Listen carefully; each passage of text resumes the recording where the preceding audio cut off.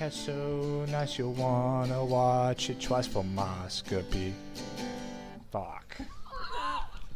That's what it sounded like. Welcome to Filmoscopy, a podcast where three friends gather to discuss a movie from one of their past.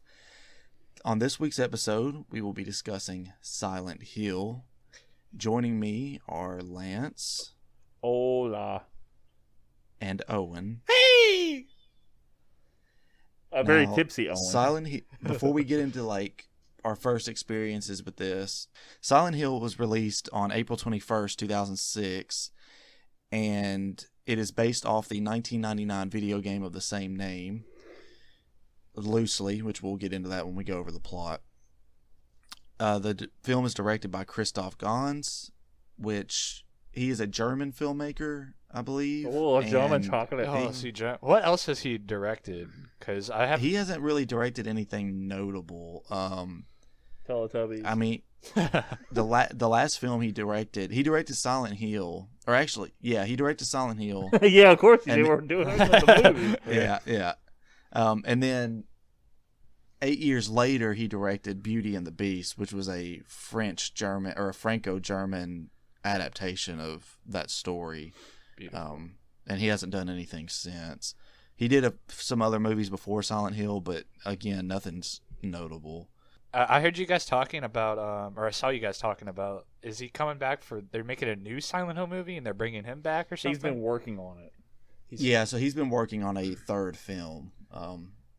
Because I had misremembered who had directed the second film, which we'll get into the whole reason why he didn't go all my and direct info the that I second gave film. you guys is straight up from Wikipedia. Because I was just curious after I got done. I'm like, well, did they continue the story? Is it just something else? Like some franchises do, they pick up with another thing. Yeah. But this thing, he said something like the original writer was going to come back for the second movie, but he got convicted of vehicle manslaughter. So he couldn't at the time. He was actually in the process of writing the second movie when that happened, so they had to. And the director just couldn't come back. He was busy on something else, but he wanted to come back for a third one. But he's been working on it since 2017. Yeah, I think actually at the time Christoph Gans was supposedly working on an Onimusha adaptation. Okay. Which is a Capcom game.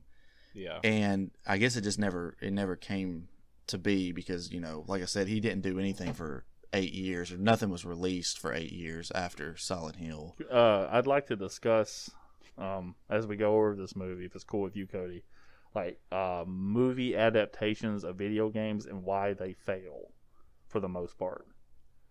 Oh yeah, we can do that. So yes. We'll talk about that. Let me get through this rest of this preliminary stuff.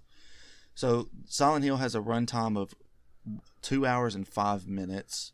It had a budget of $50 million and it brought in a box office of $100.6 million.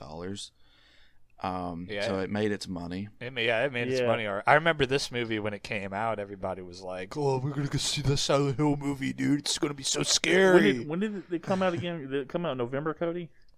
April. April, my bad. So this was this was 2 months before The Omen came out, because The Omen came out June 6, 2006, 6606. Oh, yeah. So I just because that was my 18 years, so I was able to drive, I was able to go to the movies myself and all that, so I remember a lot. I never saw this movie before, I watched it for this, but... There's not really any notable actors in this movie either, except for Sean Bean. Which is weird that Sean Bean is in here. Yeah, the Mean Bean.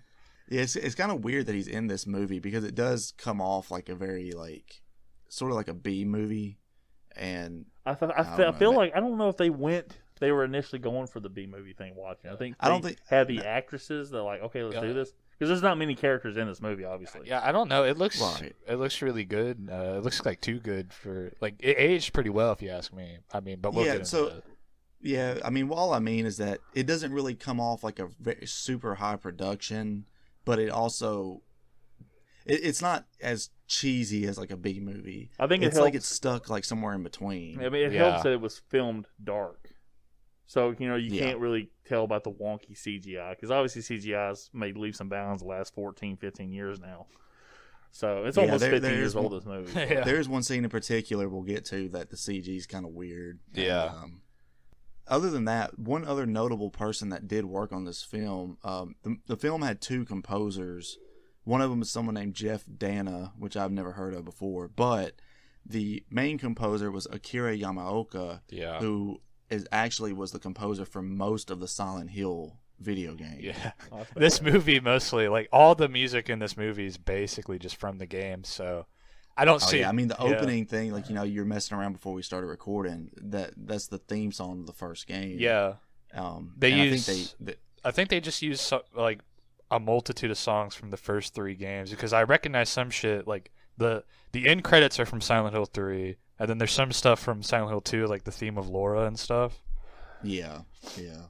So, Lance, you said this is your first time you've ever seen this movie. This is my first time, other than maybe 2 or 3 conversations with you, Cody, about it, because you've told me about this game before. This is my first interaction with this franchise, period. The video games and everything. I've never played the games, never watched any gameplay other than maybe watching you once or twice. And this is the first time I've ever seen this movie. So, yeah, this is my straight up, this is my virgin experience. I'm a virgin. No. I'm a virgin. What about you, Owen? Me and Silent Hill have a very long history. I used to watch my mom play the second game when I was a little kid on the PlayStation. And, I started playing it a little. My first, I have this, really vivid memory where I got onto my PlayStation 2 and Silent Hill 2 was in it. I played it for a little while and I, walked around, the foggy town. And, I got so scared. I turned off the TV and I ran out to my dad and I was like, monsters! Monsters! But, Monsters. yeah, I'm a big fan of the first 4 games made by the original Team Silent members. I don't really like the new ones, but with this movie specifically, I remember watching it with my brother on one of those stolen TV, or not TV, but the stolen movie websites where We stole the movie. We stole a TV. we stole a reel from the fucking movie theater and put it in our projector. But no, I remember watching it from those bootleg fucking movie theater sites with my brother, and I remember being scared as shit when I was 6. So, for me, Silent Hill is my favorite video game franchise of all time. I love the original Team Silent games, and I even am a bit of an apologist for the later Western-made games like Silent Hill Homecoming and Downpour. I think Homecoming is the worst out of the new ones. I think Which one? Homecoming. I would agree. Downpour. I actually really love Downpour. Downpour's- I know a lot of people hate it, but It's kind of meh for me with Downpour. I don't like the monster Yeah. designs. They all look kind of shitty because they're just people with funny faces. yeah. Well, I appreciated that they got away from, let's just put Pyramid Head in this because people like Pyramid Yeah, Head. but I mean, the thing is that they just put basically Pyramid Head in it because they made that gas mask guy, and he's basically just a stand-in. I mean, he's basically Pyramid Head, and Pyramid Head literally shows up in the joke ending. Yeah. But with this movie, I didn't see it until 2011, maybe. I didn't even know that there was a Silent Hill movie out until then, because I think that they had just announced Silent Hill Revelation, Yeah. and Boy. I was like, oh man, a movie. And then I got to research and I was like, oh shit, there's a first movie, and went and, watched it. So yeah, I mean, that's my first experience with it, and I loved it when I first saw it. It was after seeing several other video game adaptations or movie adaptations of video games, it was a breath of fresh air because it wasn't nearly as bad as things like Max Payne or any of the other Resident Evil. yeah, even Resident Evil. People love the Resident Evil films, and I've tried to watch the first one several times, and I just Fucking garbage, dude. I cannot stand those awful. movies. They're just so boring. They're bad. But on that note, let's talk about movie adaptations of video games. Lance, you brought up how a lot of them aren't successful, or at least critically successful. Yeah, I mean, I think we should throw the critic part out of it because movie critics to me are as useless as cockroaches. Like us. Yeah. I think, to be fair to Flair, woo! No, I think that we are. I mean, I can be an asshole when it comes to judging stuff. I was an asshole towards Charlie and the Chocolate Factory, and I was an asshole. I'm going to be an asshole towards our next movie. Yeah. But I wrestle with this because I've been listening to a lot of podcasts. Obviously, I listen to a lot of podcasts. But when they cover, especially I'm a Mortal Kombat fan. And Mortal Kombat, the original movie, came out in 95. It's probably the best video game movie to come out from like true to what the game was. They did the best they could. I mean, there's some things they changed, obviously. Yeah, like Reptile. Well, Reptile, the way they did it, though, at least they made him a ninja. I mean, he's not even going to be a ninja in this new movie. But like Scorpion and Sub-Zero, they actually fought for Earthrealm in the original game. In the movie, they're servants of Shang Tsung and all this other stuff. But you know, they did the best they could with a PG-13 for Mortal Kombat. You know, the Street Fighter movie was terrible. I don't even remember if I've seen that movie all the way through. I've probably seen it when I was a kid. You know, they made a game about that movie. I know. And they like digitally scanned in the actors and shit, like Mortal Kombat.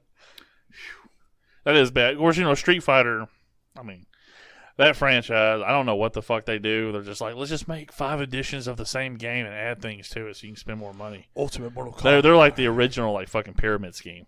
Yeah. When it comes to stuff. They're the original DLC before we knew what DLC was. They're like, hey, we got 5 different versions of Street Fighter 2. Street Fighter 2 Turbo Ultimate Mega Edition. Anyway, like, other than that, you know, like I said, this is my first foray into Silent Hill. I heard that Ryan Reynolds Pokemon movie was really good a couple years ago. Yeah. But does that have anything to do with like actual Pokemon though? Like, I mean, yes, it does, because they made a Detective Pikachu video game, and that's what they base the movie off Okay. of. Doesn't it take place in like New York or some shit though? No, it takes place in a fictional city in the Pokemon world. Oh, okay. But yeah, it's the stuff like that. I struggle with. These games are big for a reason. You know, I think we've gotten past the point of, you know, like movies are the top media adaptations. You know, like video games, you know, can be just as big. Like, you know, God of War is so huge. Yeah, video games make more money than movies nowadays. Yeah, and you know the stuff that you watch, like, you know, like Mortal Kombat 11, the God of War. I'm rewatching the God of War cutscenes right now, and they're almost like a fucking movie. And you sit there and you're actually, I mean, I'm drawn into the story.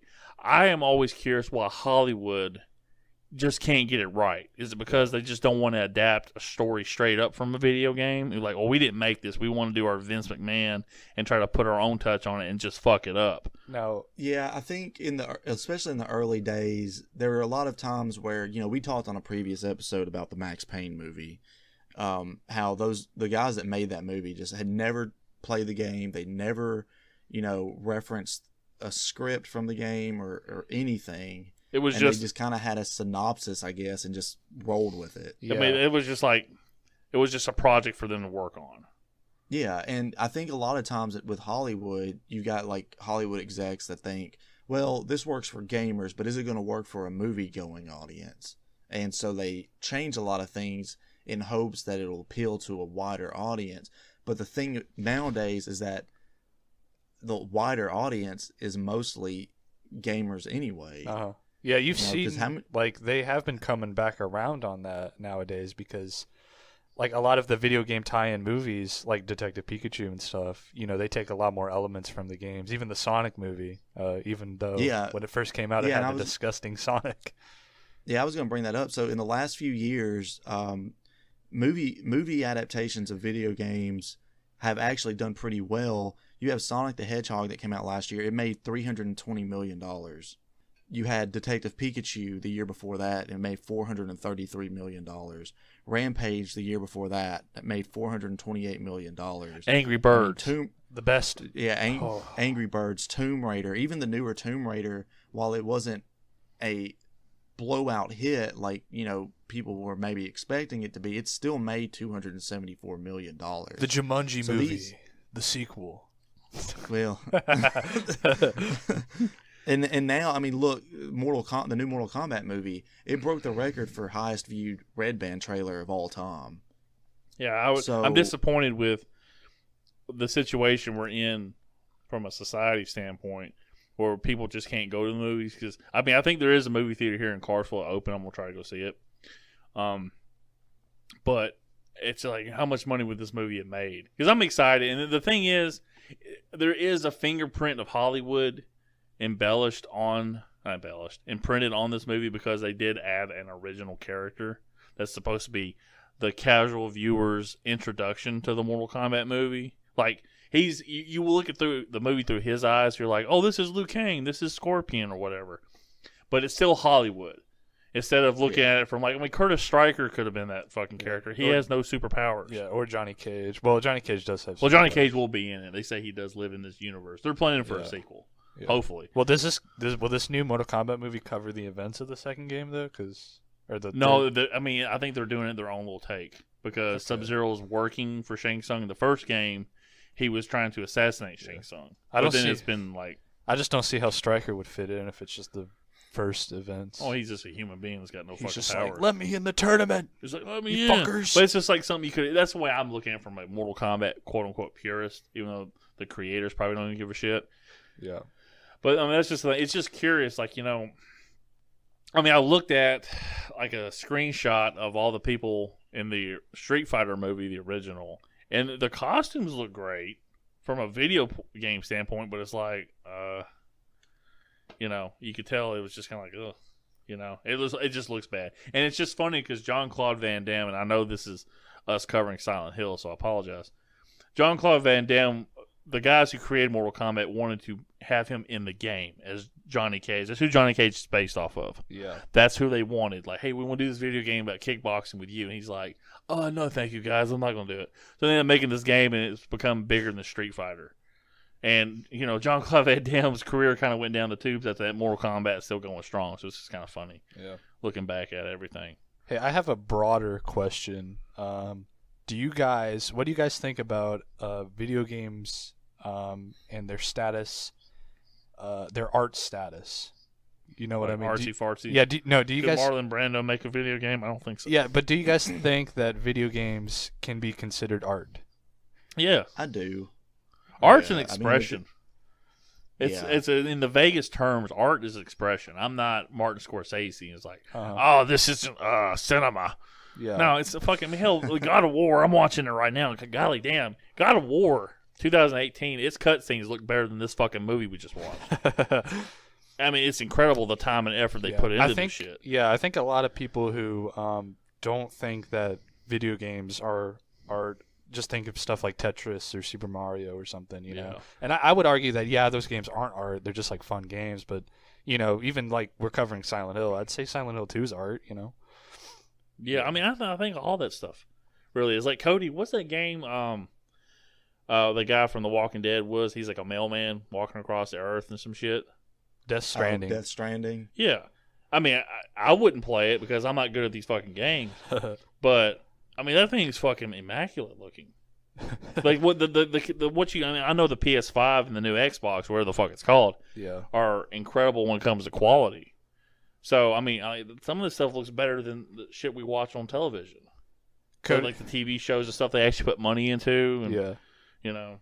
Speaking of Kojima, Cody, what did you think of the Silent? Were you excited for the Kojima made Silent Hill? Oh my gosh! So yeah, let me spin you a yarn on this one. All right. Metal Gear Solid is my second favorite franchise. I love Metal Gear Solid too. That's funny. Oh my gosh! I think I'm getting voted off the podcast, people. You know, I was lucky enough, you know, to have a PS4 and everything when they first announced PT, and I remember because I watched like every game conference or whatever with the announcements. I remember Kojima coming out on stage and being like, "Oh yeah, it's, you know, I just want to introduce this new game from this new studio," and I think it was under the guise of like 7780S Studio. Yeah. And, they're like, you know, just we're not going to tell you anything about it. Just go play it. And I remember I played it. It scared the shit out of me. Yeah, I remember that. Yeah. And, you know, people within a few hours had figured out that there was an extra scene. And I remember going through the steps to get that extra scene at the end and seeing that it was Norman Reedus. And he was supposed to be in Silent Hills. And I was so freaking excited for it. And it just felt like everything was crashing down around me as Comes Konami crashing down and it hurts the side.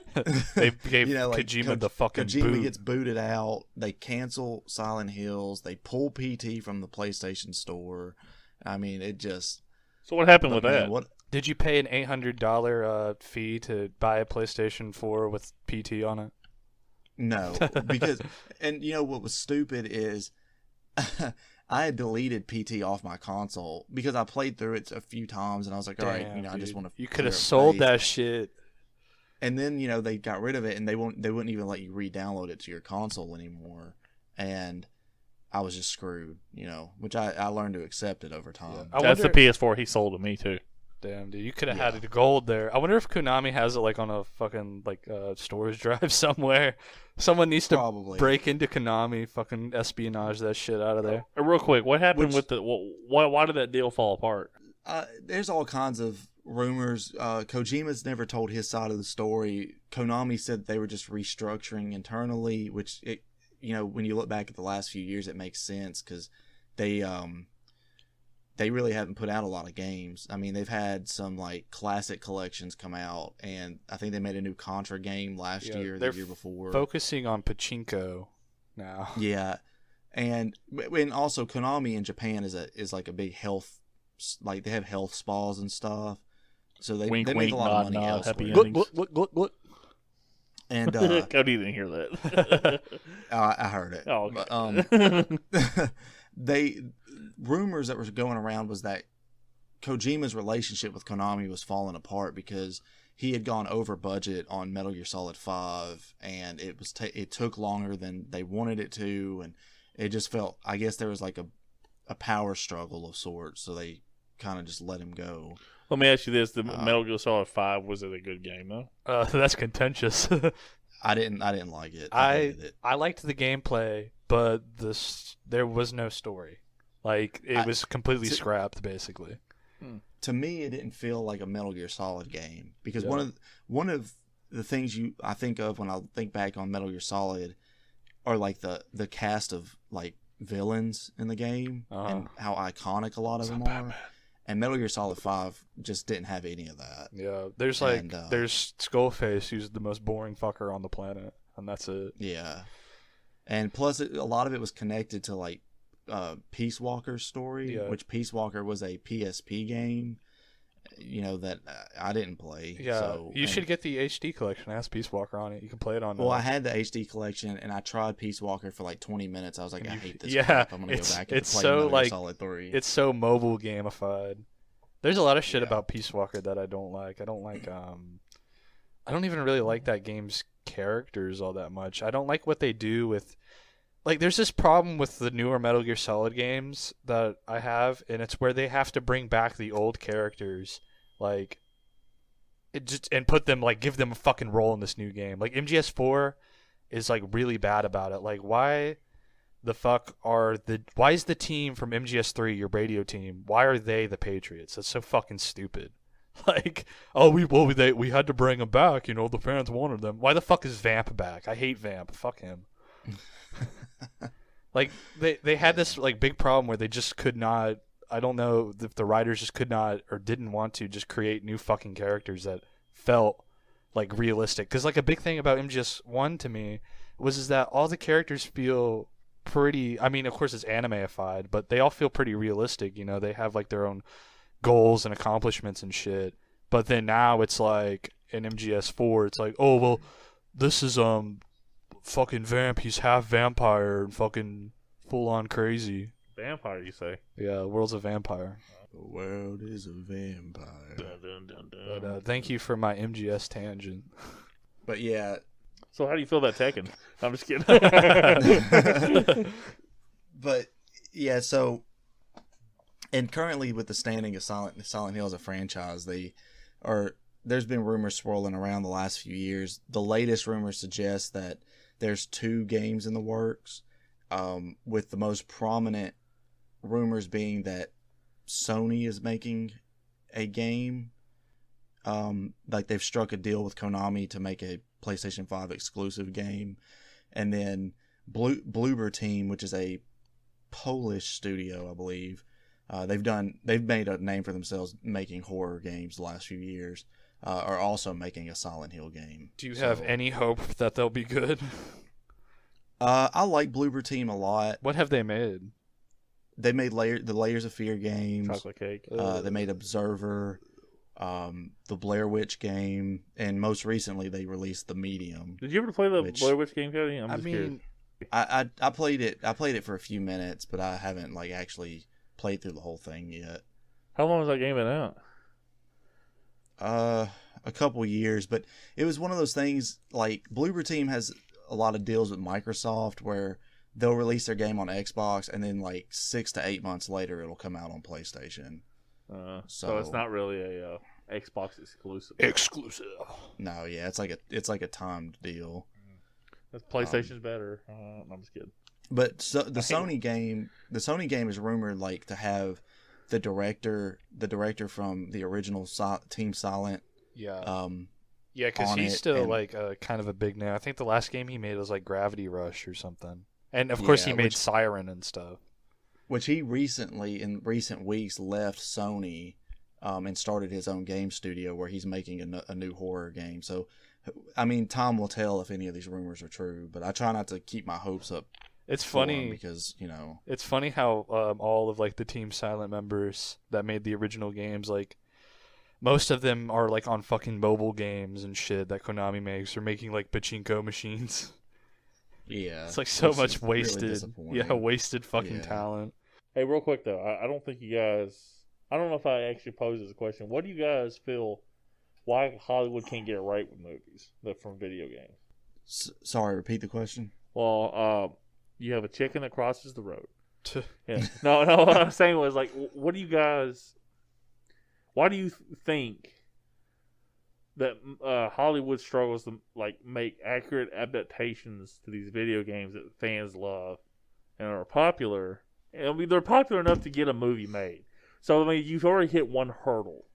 So you're crossing over into the quote unquote ultimate medium in the movies made by Hollywood. Why does Hollywood struggle to make them correctly? And then they just sit there and act like, oh yeah, well, it wasn't our fault. The movie sucked. Sorry. We're just not going to make another one. You never hear anything about it again, you know? Yeah, I think it's a lot of it is fans of franchises don't necessarily want to see the same stories from the games just redone in movie form. Yeah, which is kind of a problem I have with this movie. It's always more interesting. Like, for example, the upcoming Uncharted movie takes place before any of the games. It's when Nathan Drake is a young adult. So it makes more sense and it's more appealing to longtime fans, and you can still try and pull in the outside crowd that may not be familiar with that franchise or playing games in general. But it's just, and you still got to make a good movie. I mean, even if like stuff like plot and marketing does everything right, if the movie's not good, it's just not good. Yeah. And I think a lot of it is Hollywood also doesn't really want to put a whole lot of money behind these types of movies because they don't think they'll be successful anyway. You know what I mean? Yeah. I mean, I think so. I would argue that just like the whole, like, you think that fans don't necessarily want to see the video game just straight up adapted. I would say that I think a lot of hardcore fans would. Like, you know, I don't want a Mortal Kombat movie that's 100% focused on Liu Kang being the fucking hero and someone like Scorpion's side story or backstory be completely swept away because he's a quote-unquote just a minor character. I want something that focuses on everything that plays out. And that's why, like, from the ground zero, like, I had no idea Liu Kang was the main character of the fucking first 3 games. Like, because everybody had a backstory, and it was, like, on equal footing that you can just pick the character, you learn the backstory, and if you like the character, you're going to love their story. So it's like, I want a Mortal Kombat movie that, you know, it plays everything. You see why people like these characters. And if you don't like them, that's just your choice. But if you're not an actual fan.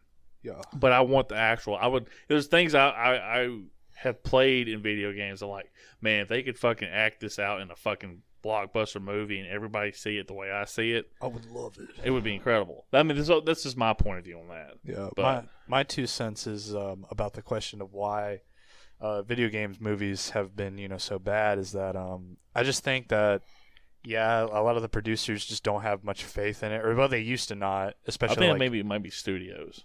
yeah, I think producers probably do, because the ones that talk about the ones, because Yeah. I've watched a lot of documentaries, they're really passionate about it, but you have the studio that's controlling the checks. They're like, no, I can't do that. yeah, the studios have like, especially in the early days, like the 90s and the early 2000s, they just didn't have a lot of faith.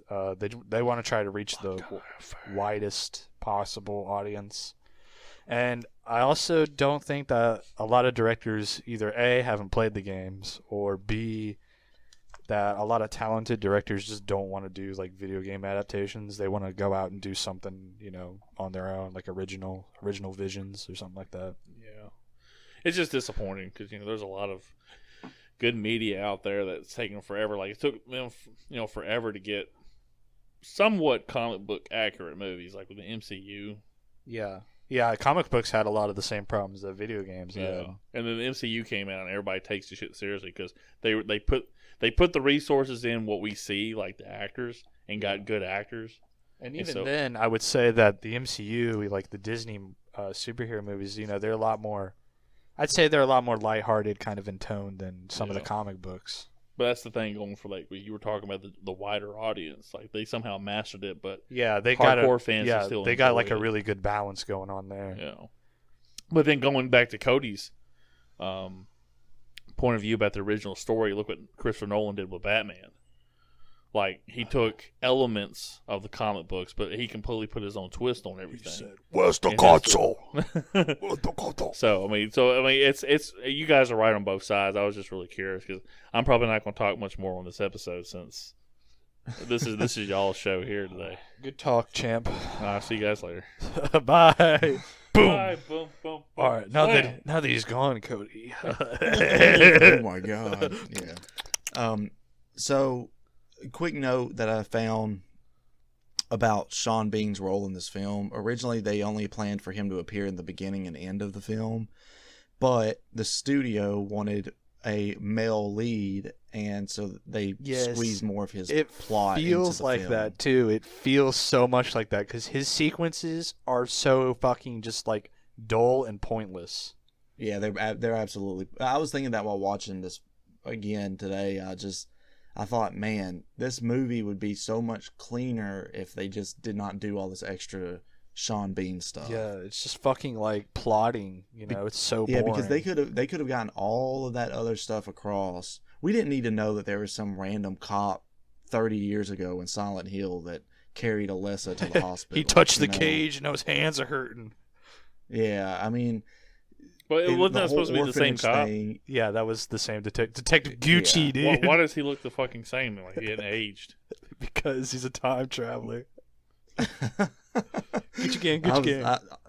All I could think of was Sons of Anarchy the whole time, every time he was on screen. But, yeah, and like the whole orphanage thing, we know that she's adopted because they said that in the beginning of the movie. Yeah. I must have missed that. I wasn't paying attention. Rose tells Sybil that she's adopted or whatever, but regardless, Sybil, man, whew.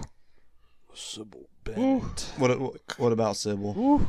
She's got a huge ass. I thought it was. I want to stick my head all the way up it. I told you I'd get that line in there. Thank you, Cody.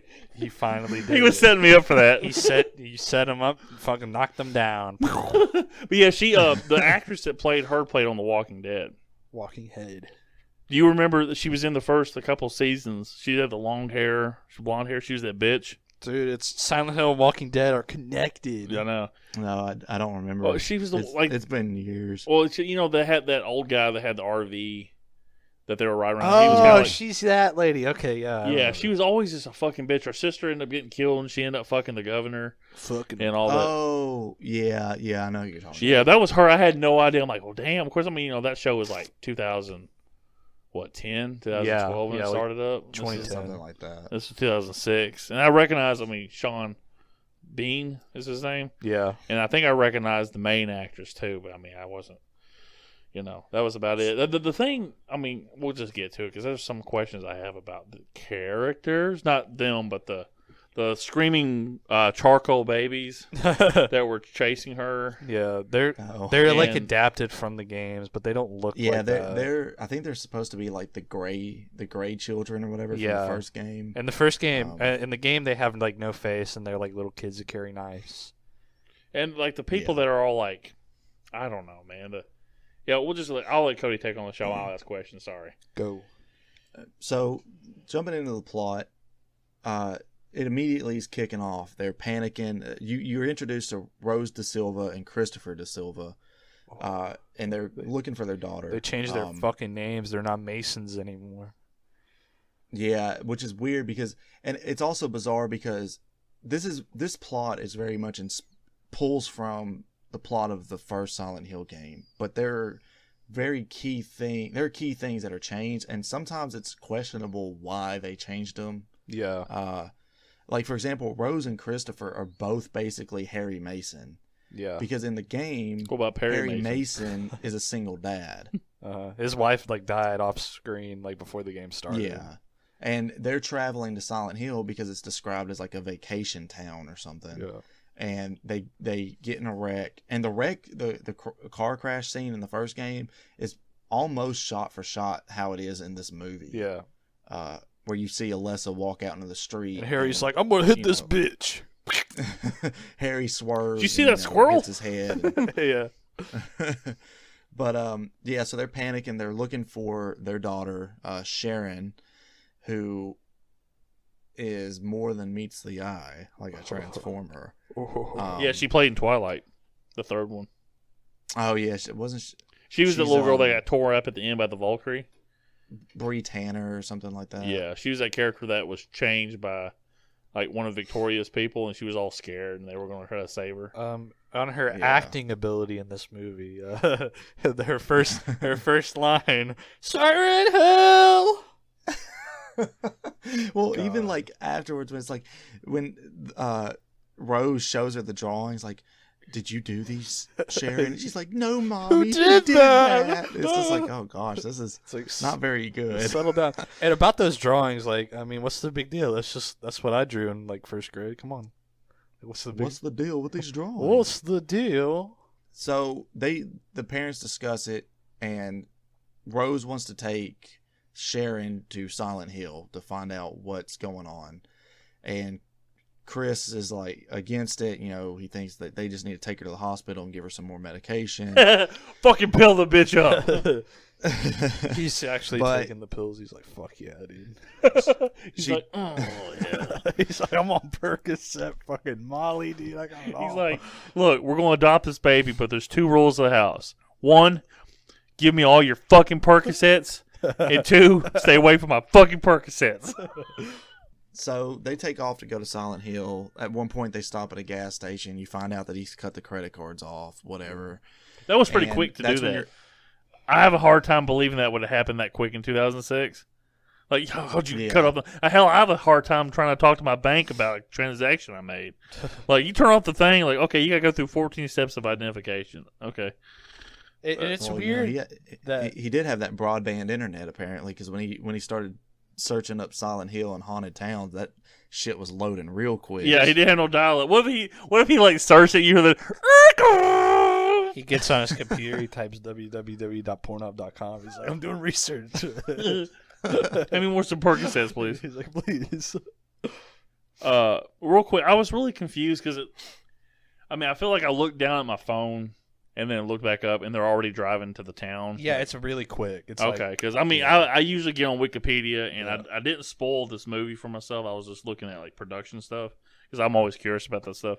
Yeah. But it was kind of like really abrupt, and I don't know, man. It was just kind of like the first game just starts you directly. Like there's the beginning cutscene where he's driving on the road going to the town for a vacation. He's not going there because his daughter's fucking mental. He's just going there for a vacation, and then he crashes, and then the game starts, and you're like walking around in the town. I guess they needed like some establishing, stuff in the beginning, but, Oh yeah, well, and so when they get to the gas station, you're introduced to Sybil Bennett, Ooh. who that is her actual name in the Silent Hill Yeah. game. She's a mega bitch in this movie, though.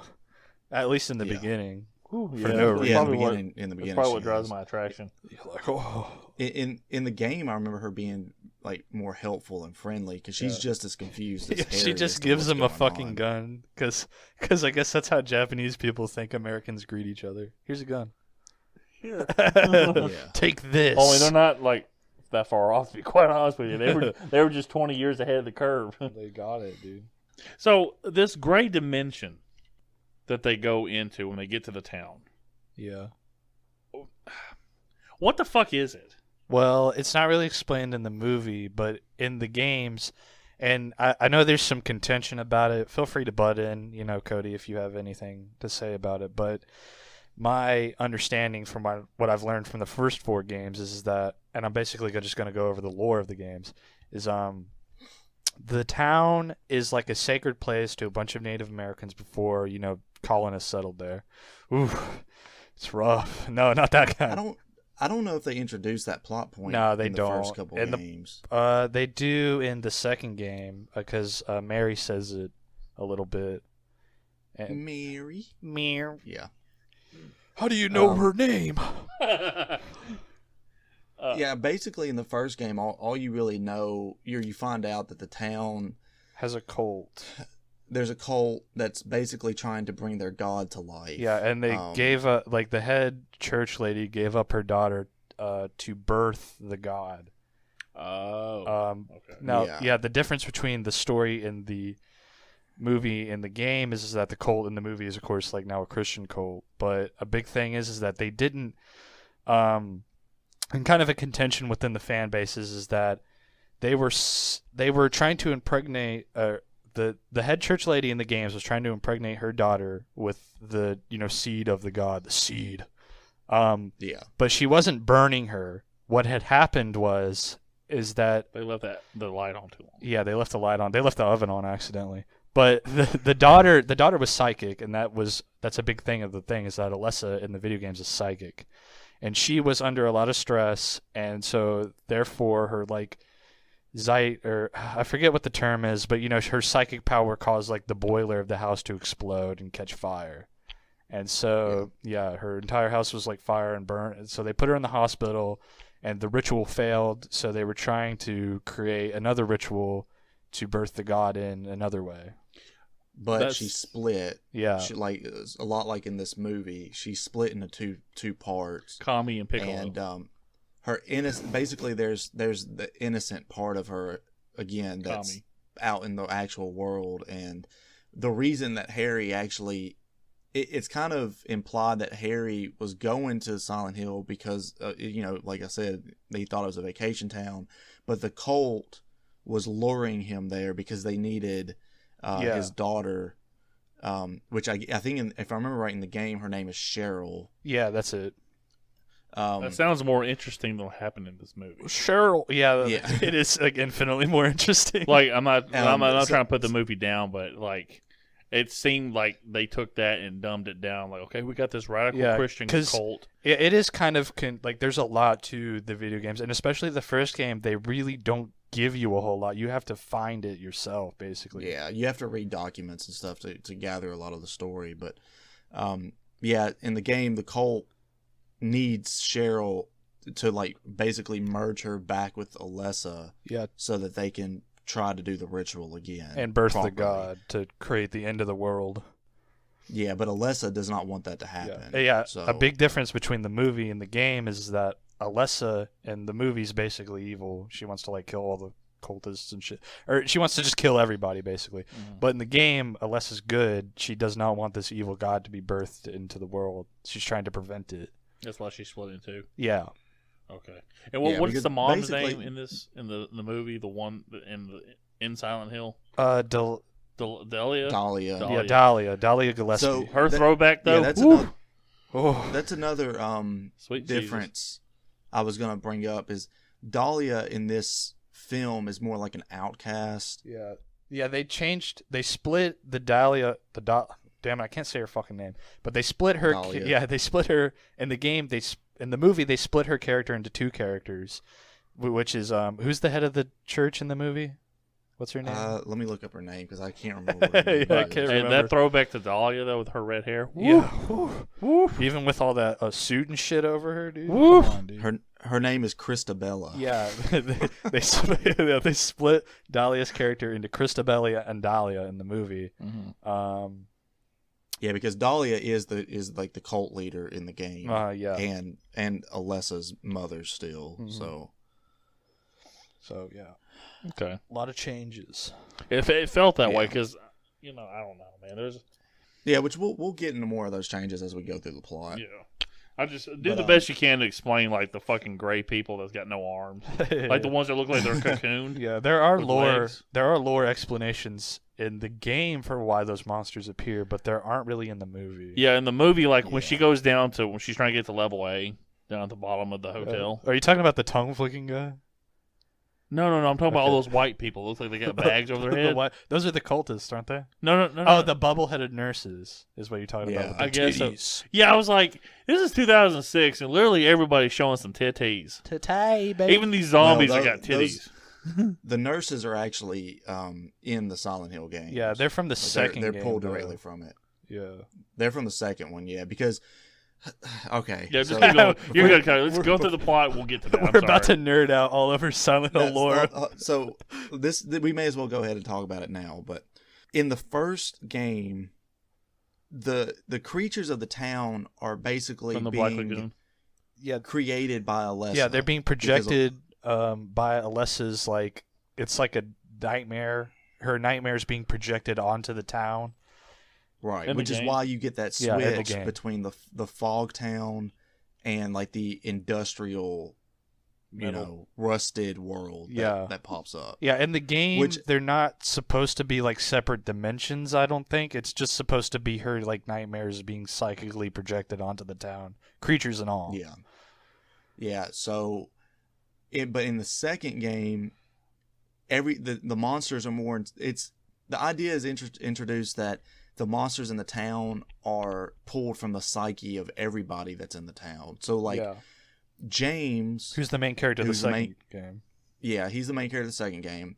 You find out later on that he had a lot of sexual tension built up. He was like, I'm because horny. his wife had been sick for a long time, and he actually ended up killing his wife. Spoilers, damn. Well, I mean, Well, how'd he kill her? Like, which position? He put a fucking pillow over her head. Well, that Yeah. I mean, that could just be part of the routine. I mean, yeah, he She- was she was jerking like- off while he she was was- doing it. she was sick with cancer or something. No, right? she had like a skin disease. oh, so you could okay. put it in. Yeah, it was blocked over. But yeah, so like the nurses are manifestations of his psyche, and so is Pyramid Head, which is probably the biggest offense of this movie. Wow. Like Pyramid Head, for some reason, is just put in here. I guess because he's iconic to the franchise. Yeah, he became But- kind of a mascot. For it. Yeah. Is he supposed to be like a projection of his penis? No, he's like the manifestation of James's desire to be punished for what he did. Yeah, Okay. yeah. Pyramid Head is basically supposed to be the one to punish James. Yeah. It's his subconscious back of his head, like, fuck, I did something really bad and I need to be fucking punished for that. Yeah. Right before it turns into a sexual fetish. Yeah, before he fucks her dead corpse. Oh, But yeah, God. all the other enemies, like, or all the other creatures, like the little tiny gray children and the ones with like all the skin wrapped around them like a cocoon, that is supposed to be Alessa projecting those. Yeah. Okay. I guess Alessa Which- was also horny too, so that's why she was. Or are you talking about the first game? Sorry. Yeah, the first Okay, game. I thought we were talking. And then I guess in this movie it's the same. It's supposed to be the same Yeah, thing, but they but- just never explain. Yeah, it's it. stupid though because I guess Alessa is just like loves big titted nurses and loves putting them in.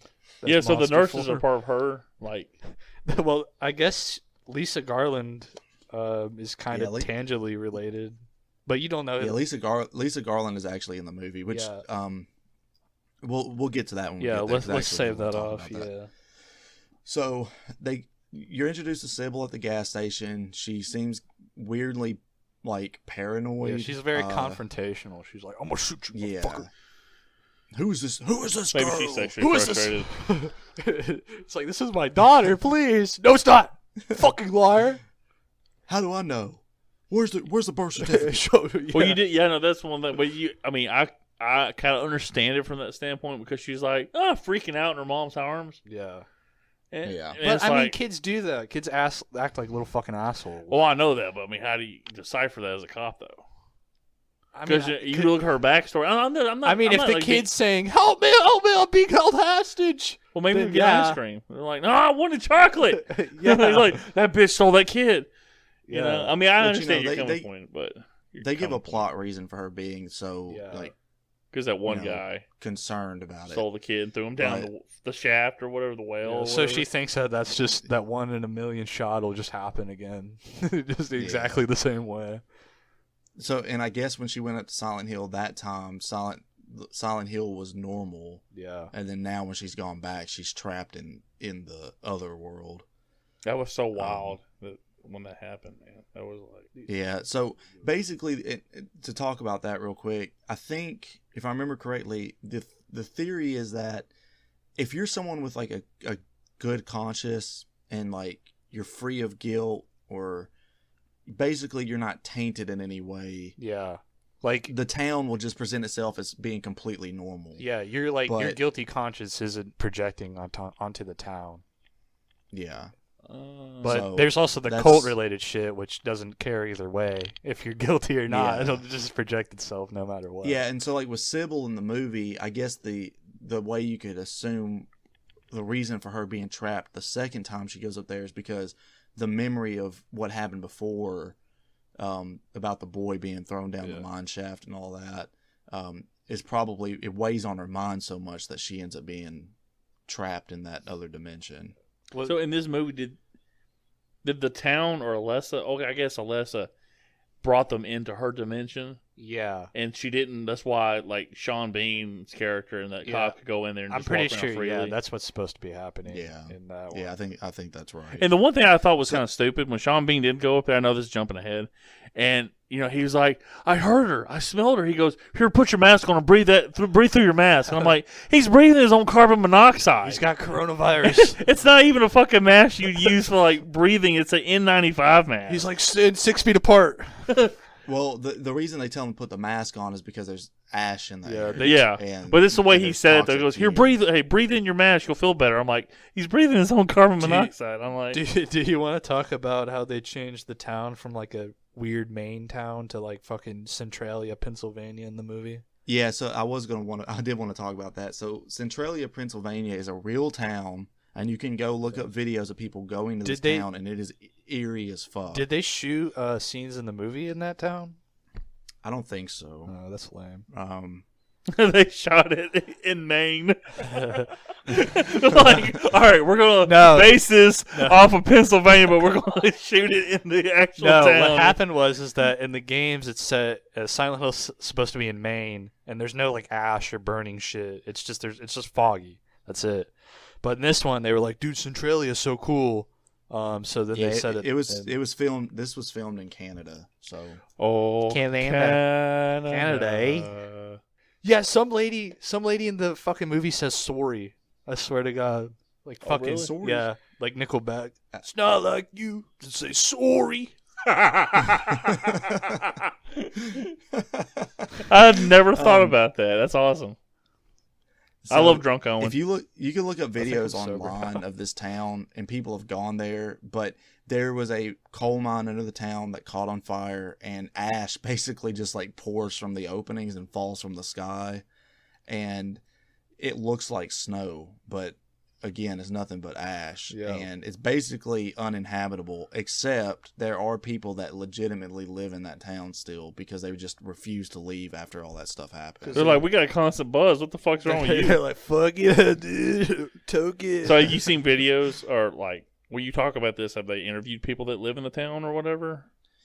I think in one of the videos they see an old guy like walking down the sidewalk, and they go and talk to him. They probably don't But yeah, want you to be should talked you should to. definitely look them up. They're pretty fascinating because it's probably the only town on this planet that you're gonna see something like that. Yeah, Is it? the story behind? I don't know if we talked about that But the story behind Centralia is that it was a coal mining town. It's I basically think Cody went over that. Just okay. Yeah, sorry, I was spacing out. He's facing like, but yeah, I should let Owen go. But yeah, tell me more. the coal fire's been burning for like what 50 years or some shit. Yeah, something. Is it something I'm like going to that. watch at night? It's going to creep me out. No, it's not really scary. It's just interesting. Yeah, because it's basically like the town's just dreaded almost sundown. empty. Yeah, it's like watching videos about Chernobyl or something. In the French Alps. Yeah, of course. Well, that's just where Andre the Giant was built from. Sorry, that's why I was just where you said Chernobyl in the French Alps. That's what popped in my head. Sorry. This is Silent Hill, people, not wrestling. Silent Hill. So they get to the town. They wreck because Alessa walks out on the road. Bitch, When get out of the way.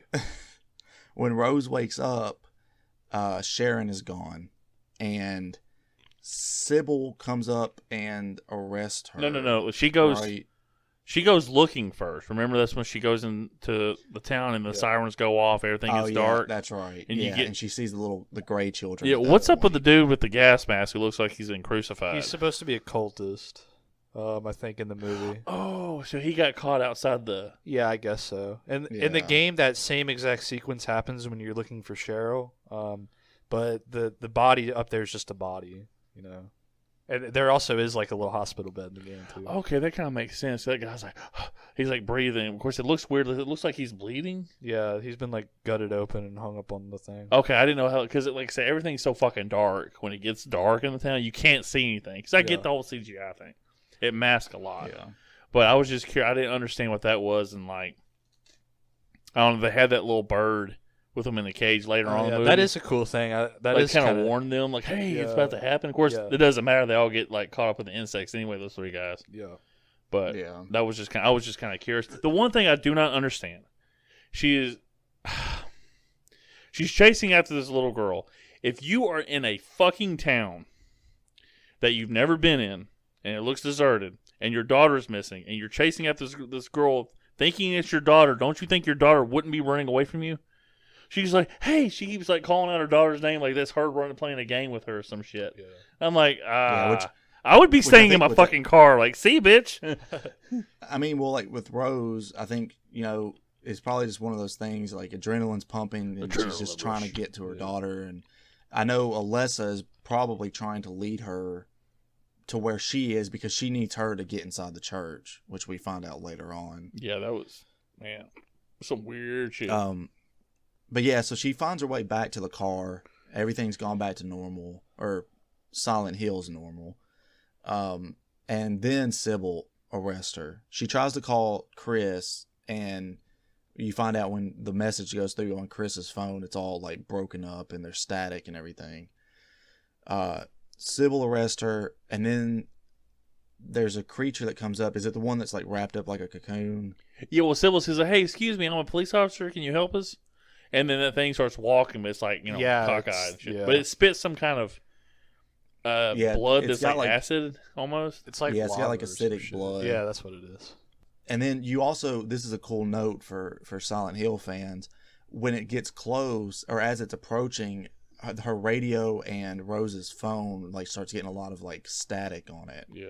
Just like and the games. in the games, most in most of the games, I don't remember if it's in every single one, but they carry a radio around, and anytime because it's all foggy in the game. Yeah. So if you start hearing that static, you know that a creature is somewhere close. I think it's in every game that they have the radio. Yeah, I just can't remember if they use a radio in every game, but they might. Yeah.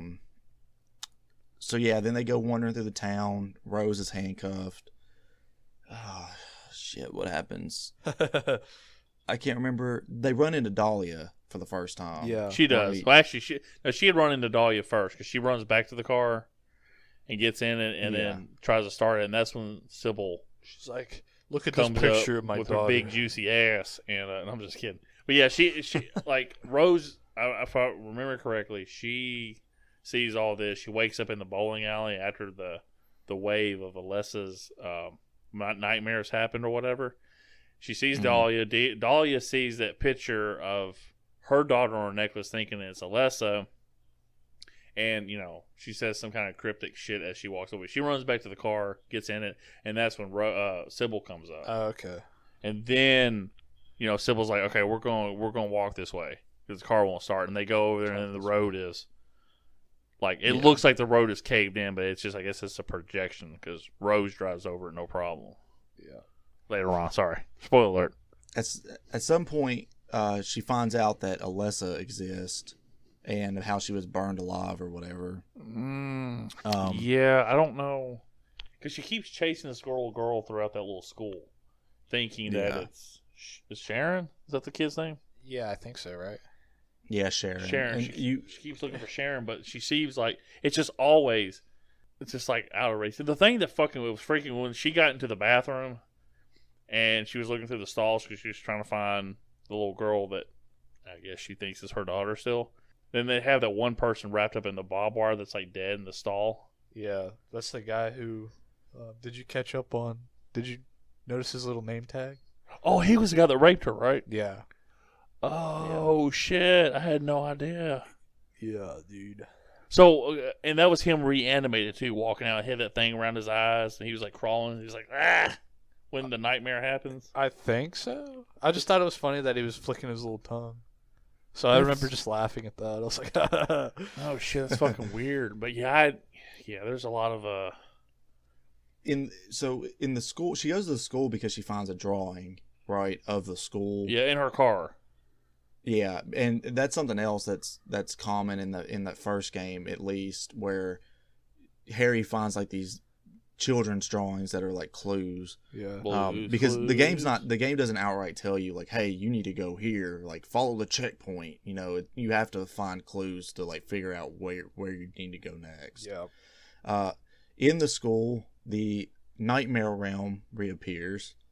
I think you see the miners in the school as well with the canary cage that you were talking they about. They got the gas masks and pipes and shit. Are they miners or are they the part of the cult? Both. They're part of the cult, but they're dressed up like miners. Yeah. Okay, yeah, because and then I mean that bird thing goes off. That's when the guy wakes up in the stall and he comes out and it's like his face is wrapped, his eyes are wrapped up with something. He's like flicking his tongue. It's kind of weird looking. Yeah. And at some point during all that, you see Pyramid Head appear. He appears out of that giant slash where all the bugs come out of. Pyramid Head. I love how he's trying to grab for him when he cuts it open the door. Yeah. He's like, give me his hand movements are fucking making me laugh. He's like, come on.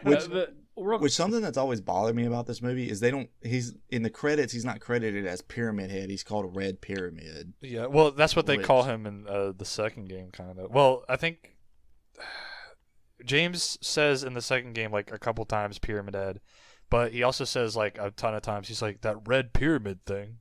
So Red Pyramid thing, that son of a bitch. Damn it, Bobby. Did you guys? I thought they were going to play more into the element because she got the keys in that desk in the school when she went up there and she went in the bathroom and she saw the miners or wherever the fuck they were, and she went back into the bathroom, shut the door, and was trying to lock it. And she locked the door.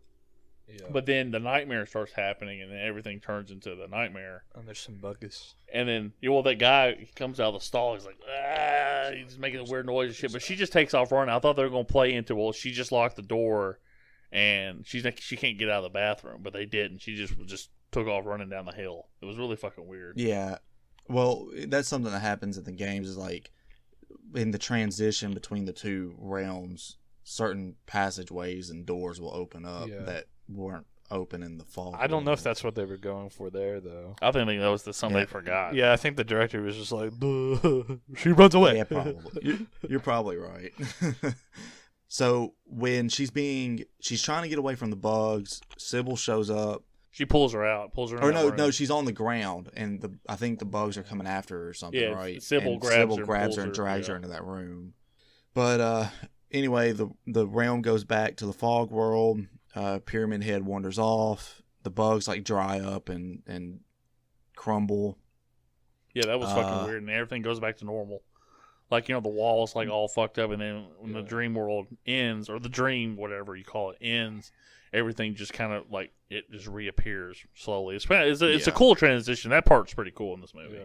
They stole Yeah, that little transition for the Homecoming game. Like it's like exactly 1-to-1 stolen from Yeah. Homecoming. Well, Homecoming stole a lot of things. Yeah, Homecoming is basically the movie, the game.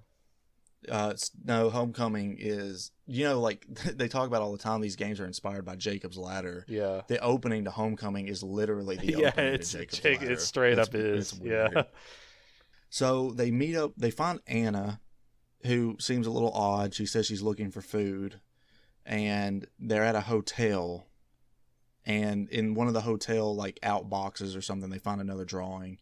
So they go, and there's like this weird thing about like, oh, there's a random painting in front of the room, and they can't find room 111, and they're like, it's all this painting. Yeah, then it's behind that painting. Yeah. Okay, real quick question. I apologize because there's so much I remember. I'm like, that doesn't make any sense. So this is supposed to be within 30 years from when the girl got burned up, and this happened to the town, right?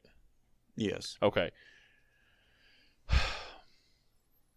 This girl, Anna, was like, the elder of my elders. I'm like, how old are your fucking elders? Like 10? It's like only been 30 years. She's like, the elder of my elders are one that put the protection up in this town or whatever like that. And like literally nobody's fucking age because all these people, like the church leader, They're all the same the age. cop are the same age. Dahlia just looks like she got, I don't know. She looks like she's thirsty a little bit. Lance, it appears you might have uncovered a plot hole. I mean, it was just kind of weird. I don't understand. Like, they apply that the cop was good later on when Alessa does her little vision thing. Because he's the one, that's where he gets the burn mark on his hand. At first I thought he was like a dickhead, like an evil guy. Well, it feels like he's just trying to keep this shit quiet. Like, trying to keep the evil contained in the town. But like I said, it's just a lot of stuff that just doesn't make sense watching this movie from like a first-time viewing. Well, again, and I've been largely ignoring the Chris plot line because it's absolutely pointless. Yeah. Because at this point, you've already seen him go back to the town, and you see that the town's normal, which is like, oh, well, that's kind of weird. Yeah, and he can't find his wife. Yeah, but I'm talking more along lines like just the time lapse and all this is happening. Like, everybody looks the same in this town. Well, yeah, because later on in the movie, when Rose goes into the church for like the final confrontation, I don't know if it's true or not, but it seems like all those people, all those cult members aren't actually alive. Like that was the thing I got and they're to. Like, stuck in some sort of purgatory. Well, they died, but they can't accept it. Is that what they? Right. That's what the movie was implying. It's like very Stephen King-ish. Yeah. I thought they just like got like spike barbed wire shoved up their asses. And Well, stuff that was and what died. was happening, but it's like everybody was actually dead and they just didn't realize it. They were so Rose far in walks their into disbelief. Rose walks into the church and says, you all can't see it. You can't open your eyes or whatever. You're all dead. You've been dead. You died in that fire. It doesn't make any sense though, because what? Yeah, there's a lot in this movie. This is like Mortal Kombat Annihilation trying to twist your head around shit for me. I don't understand though. How are they? Well, why would they be dead? What difference does it fucking? Because that wouldn't explain the cop though. Yeah. He's in the real world. Yeah, he's not dead. And he was the one that sit there and try to got her out from the metal shackles. His hands are burned. This is supposed to be 30 years. Motherfucker looks the same. Well, I think that's just a fault with not doing makeup properly to make him look younger. This fucking movie. Yeah, I don't know, man. I think it was just them kind of fucking up with this. Another thing that I'm gonna. I mean, this plot is very convoluted, and even as someone who is a big fan of Silent Hill and understands the plot from the games, which are, are very convoluted in themselves or in its own right. Yeah. This movie's plot is very this one's just overly hard to understand. You can tell that the director just didn't understand the plot of the games was the fucking problem. So he comes into making this and the problem I have with this movie is that there's no group or there's really no characters that you can really say, hey, those are the good guys. Say hello. Say hello to the back. I mean, you could say like Rose is a good character, but then she just starts like fucking killing people at the end. The cult's evil. Alessa's evil. Like, there's nobody's like good. Yeah. I guess Sharon is technically the only pure character in the film. And at the end, she absorbs Alessa again. I'm assuming. Well, yeah, Alessa like re-merges with her, and I think Alessa's pretty much in control. Yeah, and then they're stuck in fucking foggy universe. Because we'll have to talk about part 2 when we get to the end. But yeah, it's a lot of this stuff just doesn't make sense. Like, I don't know, man. Like, okay, the people survived. They've been in this church, are protected, but they're actually dead. So is Dahlia like the only one that's actually alive? And the church leader, she isn't the only one. She's the only one of those that hasn't aged. All of the rest of them look like they're old as fuck anyway, and they're all ashy. But she hasn't looked like she aged from the flashback. And like I said, the cop looks exactly the same. Dude, but he lives in the real world, though. The director knows that the audience would just be too stupid to realize that those are one and the same characters. They have to look exactly I mean, the to same. be fair, we're still in this like the 2006 the movies. A lot of them don't hold up in this era. Yeah, especially like scary movies. Like you watch the Omen remake, it's not as good as the Omen. It's like very over the top, and it's like a lot of these movies with the budget this film had, they probably didn't want to be like, well, let's just cast people who look like them that are younger for that flashback. You know what I mean? Yeah. Because it was for like but $50 million was a lot for clip. 06 though. Yeah, but I mean, they probably didn't want to push it out even more, is what I'm saying. Yeah. I just thought it was weird. Like, that was the one thing they didn't think about was the cop. Like, they added that little trope. They showed the cop's hands all burnt. Like, oh, what the hell is that? And then you see in a flashback. But if you think about it hard enough, it's like, yeah, this plot has more holes than Swiss cheese. Yeah. So that's my, like, from the outside. Because I'm trying to make sense of it when I'm watching it. And then I go through Wikipedia looking at the plot, making sure I understood some things. But it's like, damn, this really doesn't. And that's like one of the big disappointments about this movie as a Silent Hill fan is that it introduces Silent Hill to so many new audiences that now have like a completely wrong idea of what Silent Hill is all about. I mean, I want to go watch like cutscenes from the games now, like the original. Just wait till we get to the second. Yeah, the second movie's fucking garbage. Because I think I am going to do that for my next movie just to get it done. But yeah, I think.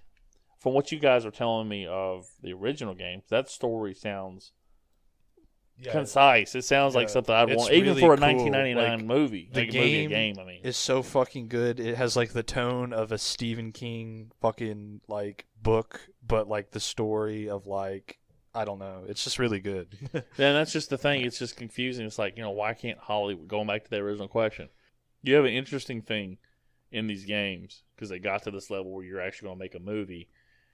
Why couldn't you just left it at that? This feels very Resident Evil. Like, let's put Alice in. And I don't even play the Resident Evil games. Yeah, it's a little bit more respectable than the Resident Evil games because there are, it has like it has music from the games, which is cool. The overall plot is somewhat similar. Yeah, it has a lot of parallels. But it went like it dumbed it down. It seemed like it dumbed down the game's plot. I wouldn't even say it dumbed it down. It just overly complicated the shit and completely just misrepresented it. Well, the company or the studio making them force more plot for Chris didn't help anything. Yeah, that definitely because if it wasn't for that stuff, it probably would have been a little bit more concise. The thing is that the director should have just fucking buckled and said, "Okay, I'll make the main character a male like he is in the fucking games." I mean, it's cool that it's a female. I don't have any problem with it being a woman as the lead.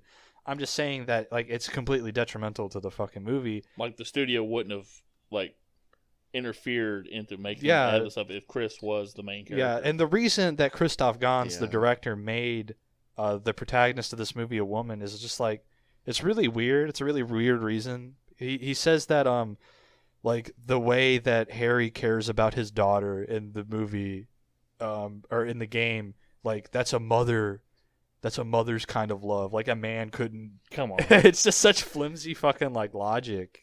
It is. It's really dumb. I think they wanted to have an attractive female in the lead. I mean that's what a lot of people just speculate why he did it. He just wanted like. Well, it may have been a studio thing too. It's like, well, guys. No, I'm pretty sure it was. It was totally have a hot chick. No, it was totally just Christoph Gans. Yeah, no, because the compromise there was the studio wanted the male lead, and he didn't want to replace his lead with a male lead, so he forced more story in for Chris Da Silva. So you guys feel that shit forced? From watching the movie, the Sean Bean stuff didn't feel forced to me. It felt very. It just forced yeah, to it me. just felt It felt completely No, unnecessary. it established to me, like obviously I'm the virgin experience here. It established to me that everything that's happening is happening in some alternate plane yeah, that he but you can't see. yeah, but you could have had just one scene where he looks for her in that town, and then, or you could have fucking saved it for the end and have it be the surprise. Yeah, at I was the going to end. say the ending does exactly that, and the ending would have been even more impactful, I think, if they would have returned home and he's laying there on the couch or whatever, and you realize that But they don't they're even still see him, though. trapped in That's the that weird other thing. realm. Yeah, it's because they're Yeah. in two different like dimensions or whatever the fuck. But I guess in the sequel they're not in two different dimensions anymore. In the It doesn't really explain it. I don't from what know. I read up on Wikipedia. yeah, Cody would have to jump in on there because I've never seen the second movie. I've just seen clips and I've seen reviews, and I just know that I've seen enough to know that it's a fucking terrible movie. Which we'll talk about that toward the end. But jumping back into the plot, they're at the hotel. They find Alessa here, right? No, Rose In does. that room. Well, she goes. Well, the room. From what I remember, the room they go in there, but they end up going into the building next, which is like part of the factory that was part of the coal mine. I'm assuming, and she sees Alessa, so she starts going up the stairs, and she jumps over that fucking big pit thing that I guess goes Right. into the coal mine or whatever. And then Alessa's Yeah, and like, then- "Look, I'm on fire!" And it was like, and then she Oh, wakes put me up. out! Put me out! Yeah, it's like, Yeah. "Get some water, you bitch!" You know. So That girl after that scene, you get all the birds and stuff start flying out. So Anna's like, "Oh no, the darkness is coming," and they try to run back to the church. And then you get the scene where Rose is like staring at the birds for 5.5 minutes above the church. Like, what are you doing? I love the bud, Um, the buddy. And then Dahlia comes up. Well, Dolly was at the thing. She was yelling at them. "You're running away from your Yeah. fears." And What all about this other that? What shit. about that rock though? How good did that look?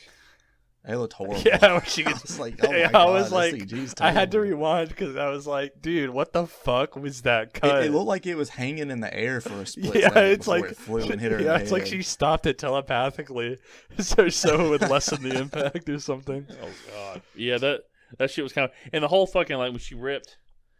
Well, when I guess it's Pyramid Head picks Anna up and he rips off her clothes. I'm like, woo! He just starts. But then he just starts going to He rips town her on her. skin off. yeah, that Yeah. shit was kind of Yeah. rough. I'm like, so is she gonna become like one of those little gray people? What made me smile. I bet it did, you freak. He's like, that looks like my wife Stephanie. Cody's like, awesome, I love that. It made me smile because after he rips her skin off, they're like closing the door and he like throws the skin at the door and it like splatters on their face. Yeah, Pyramid Head. He's like an angry, like 13-year-old. He's like, "Fuck! Stay out of my room! I'm trying to jerk off in here." But yeah, it was the whole thing was just kind of wild. I was expecting dead bodies to raise up from the graveyard when like it was turning into the nightmare world, and that didn't happen. Yeah, The graves just kind I of felt like disappeared. that probably would have been too egregious, though. I don't think that captures Silent Hill's tone if just zombie Dawn of the Dead shit happened. Yeah. Well, I wouldn't go necessarily say zombie, but you know, Yeah, I know what you mean, though. like Jason Voorhees. Jason Lives, Part 6. So now you're introduced to Christabella and most of the cult, which none of their names matter. Yeah. Christabella says that a demon knows where Sharon is being held, and they end up going, or after they pray and I guess clear out the darkness, which doesn't make much sense. They go to the hospital, No, and right before was it the hospital? Yeah, it uh, was a hospital. My bad. Yeah, it was. right before Rose gets on the elevator, Christabella's going to hand the locket and opens it and sees that a picture of Sharon is in there who looks like what the fuck She is her name? Alessa. I mean, they're Alessa. played by the Yeah. same girl, so. Yeah, they are. Yeah, and The new vessel of the Starts freaking demon, a out. witch. I like how she gives her Yeah. the fucking devil horns, like, rock on, Like, dude. You want a highway to hell? oh, you know, it's weird, like Dahlia did like the rock on type hand thing when Pyramid Head showed up behind Anna. I didn't notice that. She's like, She was like, rock I'm on. back in black. rock on She's hands. like, fuck yeah, dude, Metallica. Enter. Was it tika tika tika tika? So that's an inside Metallica joke. So Sybil starts to fight off the cult members while Rose gets away, and it looked like they beat her to death. I don't know how she lived through that. Yeah, her face was just fucked up. It was like, damn, she was Yeah. beating the shit out Why of her. would I she- was surprised that she just didn't, like, she could have got inside the elevator thing and then shut it. Or she could have just fucking ran away while she had her gun pointed at them and not pulled the trigger. Yeah. That was kind of cool. And then she just kind of smiled. Yeah, that whole thing was kind of I mean, yeah, that was like dramatic for the purposes of the movie, but it doesn't really make sense in effect. Yeah, it would have been smarter for her to just jump on the elevator with Rose. Yeah. But then Rose goes down to the basement or wherever it is and sees the nurses. Hey, real the quick, before we bubblehead get to the nurses, when whatever her name is, the leader of the cult, Christabella, when she tells her, memorize your way, and it shows this big fucking hedge maze from The Shining mapped out, and she's like, left, right, left, right, left, Yeah. right. And I'm like, who in the fuck could memorize that just like that? Why wouldn't you just take it down? I was thinking, why does this hospital have so many freaking turns in it? I'm like, this is supposed to be Stephen like the King. game. Well, yeah. I'm like, I get you. I bet you Jack could have used this in The Shining. Left, right, right, left. Okay, I can get out. Yeah, I'm gonna kill that fucking kid now. What was she saying? Where she's like, she's killing you when she was doing that? I don't understand that. What the fuck was Oh, going she's on? like, she's sending you to your death. I'm assuming. is what she was okay. meaning to, but she was Okay. like, she's killing you. She's like, shh, don't let them know. Yeah, I thought she was like sending her psychic like fucking waves to kill her. Like I was like, what's going on? It's like, no, I'm just doing left, right, left, right, left, right. You bitch. Up, down, left, right. BA start.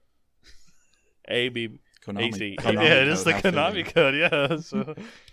You see the nurses; they're drawn to the light. That shit was weird. They, Where do those nurses come from? they- Just the hospital? Yeah, I guess so. I guess. I mean, my assumption with how this movie is that Alessa kind of created them in her mind because she's stuck in the hospital. Yeah. And I tell you I what, mean, that's Because there are nurses in the first game, but they don't look like that. no, they don't become like the breasty Yeah. nurses until the second. They have one. like well, weird hey, leeches. the nurse that's sitting there waiting on Yeah, Lisa. Oh, That's Lisa. yeah, the chick. Yeah, so that's Lisa. She's a well. Woo! In the movie, she's credited as something else, like Red Nurse. I or thought something she was like like that, a 5 or a 10. Yeah, but in the game, No. yeah, in the game, she's in an the game, actual character. in the first game, she's an actual character named Lisa Garland, and that's sort of, I guess, this movie's nod toward her character, which I found it unsettling. You know, seeing the outfit, it's the same exact outfit from the game, so it's like, oh, that's really cool. Yeah, And of course, she's hiding her face the whole time. When they finally reveal her face, her eyeballs. man, that actually gave me chills. I was like, oh, Yeah, my it is a gosh, pretty good scene. It's kind of, I guess it's supposed to be kind of reminiscent of in the first game when she has like all that blood coming off her head and she's like stumbling towards Harry. Yeah. But you find out that Alessa's been alive this whole time, or at least in this dimension, and all of her, despite all her rage, she's still just a rat in a cage. Oh god, she looks so weird too. Like she's still wrapped up, but she's like grown up now. She looks like she has a bunch of gum on her head. Oh, when she's smiling and when they're in the at church, the end, she's like, "Hee, I just farted." when she's in the church and she's hanging out, she's like smiling. I'm just now thinking about pizza time. Pizza time. She's like, "Hey, Ma, look, no hands." Look, Mom, no hands. Fucking just killing everybody. And she really But likes barbed wire. Yeah. Well, What I thought about this is they do the two flashbacks pretty much back to back, right? So they have a flashback, and then like you get like a brief like 20 seconds back in the present day, and then it cuts back to a flashback again. It's like, why didn't they just put this all in one flashback? But Because the director's like, I'm German and I know what I'm doing. Yeah. like, I'm horny. Oh yeah. where is the schnitzel? Oh, Hansel and Gretel. Where is the Yeah. bratwurst and schnitzel? Yeah. So this is when you find out what actually happened to Alessa. She was an outcast because she was a bastard. Yeah. I don't know. It was funny the way you said that. She's a bastard. With my dog, with my child, be a bastard. I ain't no there's a- bitch. Sorry. There was a day at school where apparently she was being teased and she ran off into the bathroom, and I guess the janitor was in there. He's and like- it's implied that he It's raped an her. invitation. He goes, oh, you're in here too, huh? Doesn't he make like a funny face? I mean, He smiles at her and like strokes his mop handle. Yeah. I'm sorry. I'm so sorry. I mean, it's a movie, so it's just funny though. It's just he's just like, you come here often. Yeah, he points to himself, like stroking the mop handle. He's like, He's like, oh, you come here often. I'm so sorry. He's so like, sorry. yeah, I have a carton of milk over here. Let's sit down and talk about our problems. Like, That was fucking weird. yeah, that's not in the game. I don't know why they decided. Hollywood, baby. Yeah, he's Let's like, she needs child rape. Yeah, Christoph Gans is like, I need child rape in my movie. Yeah, it's a weird choice. That is So, really weird. and then you find out that Christabella uses that as an excuse to purify Alessa, and Dahlia agrees. But then once she realizes what they're going to do, she tries to stop them unsuccessfully. Alessa is burned, and they say that while she's in the hospital, all of her rage, Why wouldn't Is in the Why cage. wouldn't the police arrest like the fucking cultists for doing? Because not all the cops were like on the fucking take from the cult, were they? Like in the I'm movie? assuming they were. This whole town was like that. Well, like the good cop is like, There's only he 8 tried to people in help this town, her. though. Like they put her in the that's a good They put her point. in the hospital for God's sake. Like if the hospital was all paid off by the cult, they just would have given her back to the cult. Like I mean, what did they do? Lie and say she fell into the fire Yeah. pit? I don't understand. That. Yeah. So look, we had this I whole mean, we had yeah. this Because- nice barbecue going to happen, and she was playing with the coals, and we're like, get away from there, and she just fell in. yeah, because the deal within the game is that the town was all like paid off basically by the cult, because the cult was like, they make drugs in the fucking game. So like they had like a shit ton of money and just paid everybody off, or they were members of the cult. So like the cops didn't ask any questions, and the hospital wasn't going to ask any questions either. It was confusing. Like I said, this movie is very convoluted. Yeah, and the whole excuse of like, well, her powers came from her rage. I think that's kind of lame. I like the game's plot better, where she was born with the psychic powers. She's like what's Professor Xavier. That? It's like that Stephen King book. Oh, Carrie. Yes. I was really gonna be like, oh, you mean It's like Friday. Pet Cemetery? It's like Friday the 13th part 5, 7, 7. The New Blood. There we go. It's Professor Xavier. It's the Phoenix. It's The Phoenix Rises. it's Doctor Strange. So Yeah, it's kinda weird. They say that she's been there. They talk about how Lisa Garland took a peek. Woo! and was Hey, punished her for it. flashback too. Woo! She's like, oh, my fucking eyes. Ah. Oh man, it's so depressing. But and it was extremely, like I said, it was unsettling when they finally revealed her face. I don't was like, understand oh, gosh. how like her eyes got fucked up before Alessa had her powers, because she didn't meet the devil before, like when Lisa looked at her. I think they talk about her powers starting to come about because her rage was building. Oh, okay. So I think maybe it was just more And then the devil contained at that point. The devil met her and fucking Like, how that kid's all burned up. The fuck. Will her eyes still be like not charred or something? Yeah, I mean, in reality, they'd probably be like glazed over by eyelids or some shit, like burnt and fused. Yeah, that was the kind of Probably looked like glaucoma eyes. yeah. that was too. just the kind of thing I was like. I mean, it was kind of weird. She looked. She looked like a fucking burnt cheeseburger. But, I think it was funniest at the end where you see her and she just looks like a big piece of chewed bubble gum. that was fun. But you see all this barbed wire. I'm like, she must be like Terry Funk and Cactus Jack and wrestling. They love barbed wire. She's like a rat in a cage, dude. When the flashback ends, they talk about, Alessa has a dark side that was created, and then there's an innocent side that is Sharon. Emperor Palpatine and Luke Um, Skywalker. And They say that, they need Rose to get them inside the church because the cult, I guess their faith or Their whatever, denial. prevents them from entering. Yeah.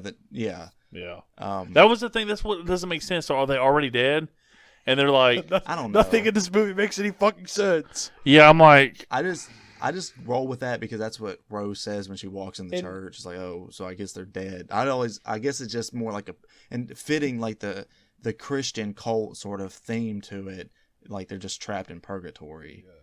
I don't. Another question I have with them, with Alessa splitting off. Okay, so she wants to punish the cultist, and she needs all of her power to do it. I guess she needs that like good part of Alessa to do it, but for some reason, she's, no, I don't know if it's the good part. I think it's just they were protecting the good part so it But couldn't why? get corrupted.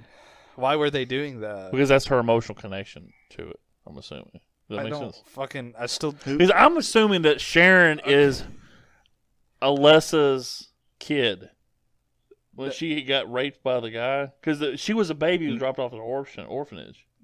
The movie's not very fucking clear. They explicitly say that basically Alessa and Sharon are creations of the real Alessa, like the dark Alessa is a creation of the real Alessa, and that the two were split. Which of course the dark Alessa, I guess, is also like the devil. Yeah.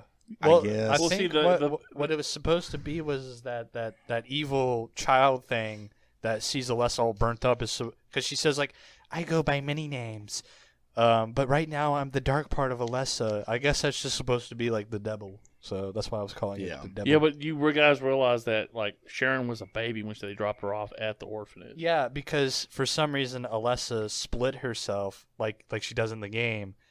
But her motive for splitting herself in the movie doesn't make any sense because why would she do that if her only motivation is to be evil and punish the cultists? Do you guys see where I'm maybe. saying though about like? Yeah, I see what you're saying, but it's not. It also can't be the child of the rapist because Yeah.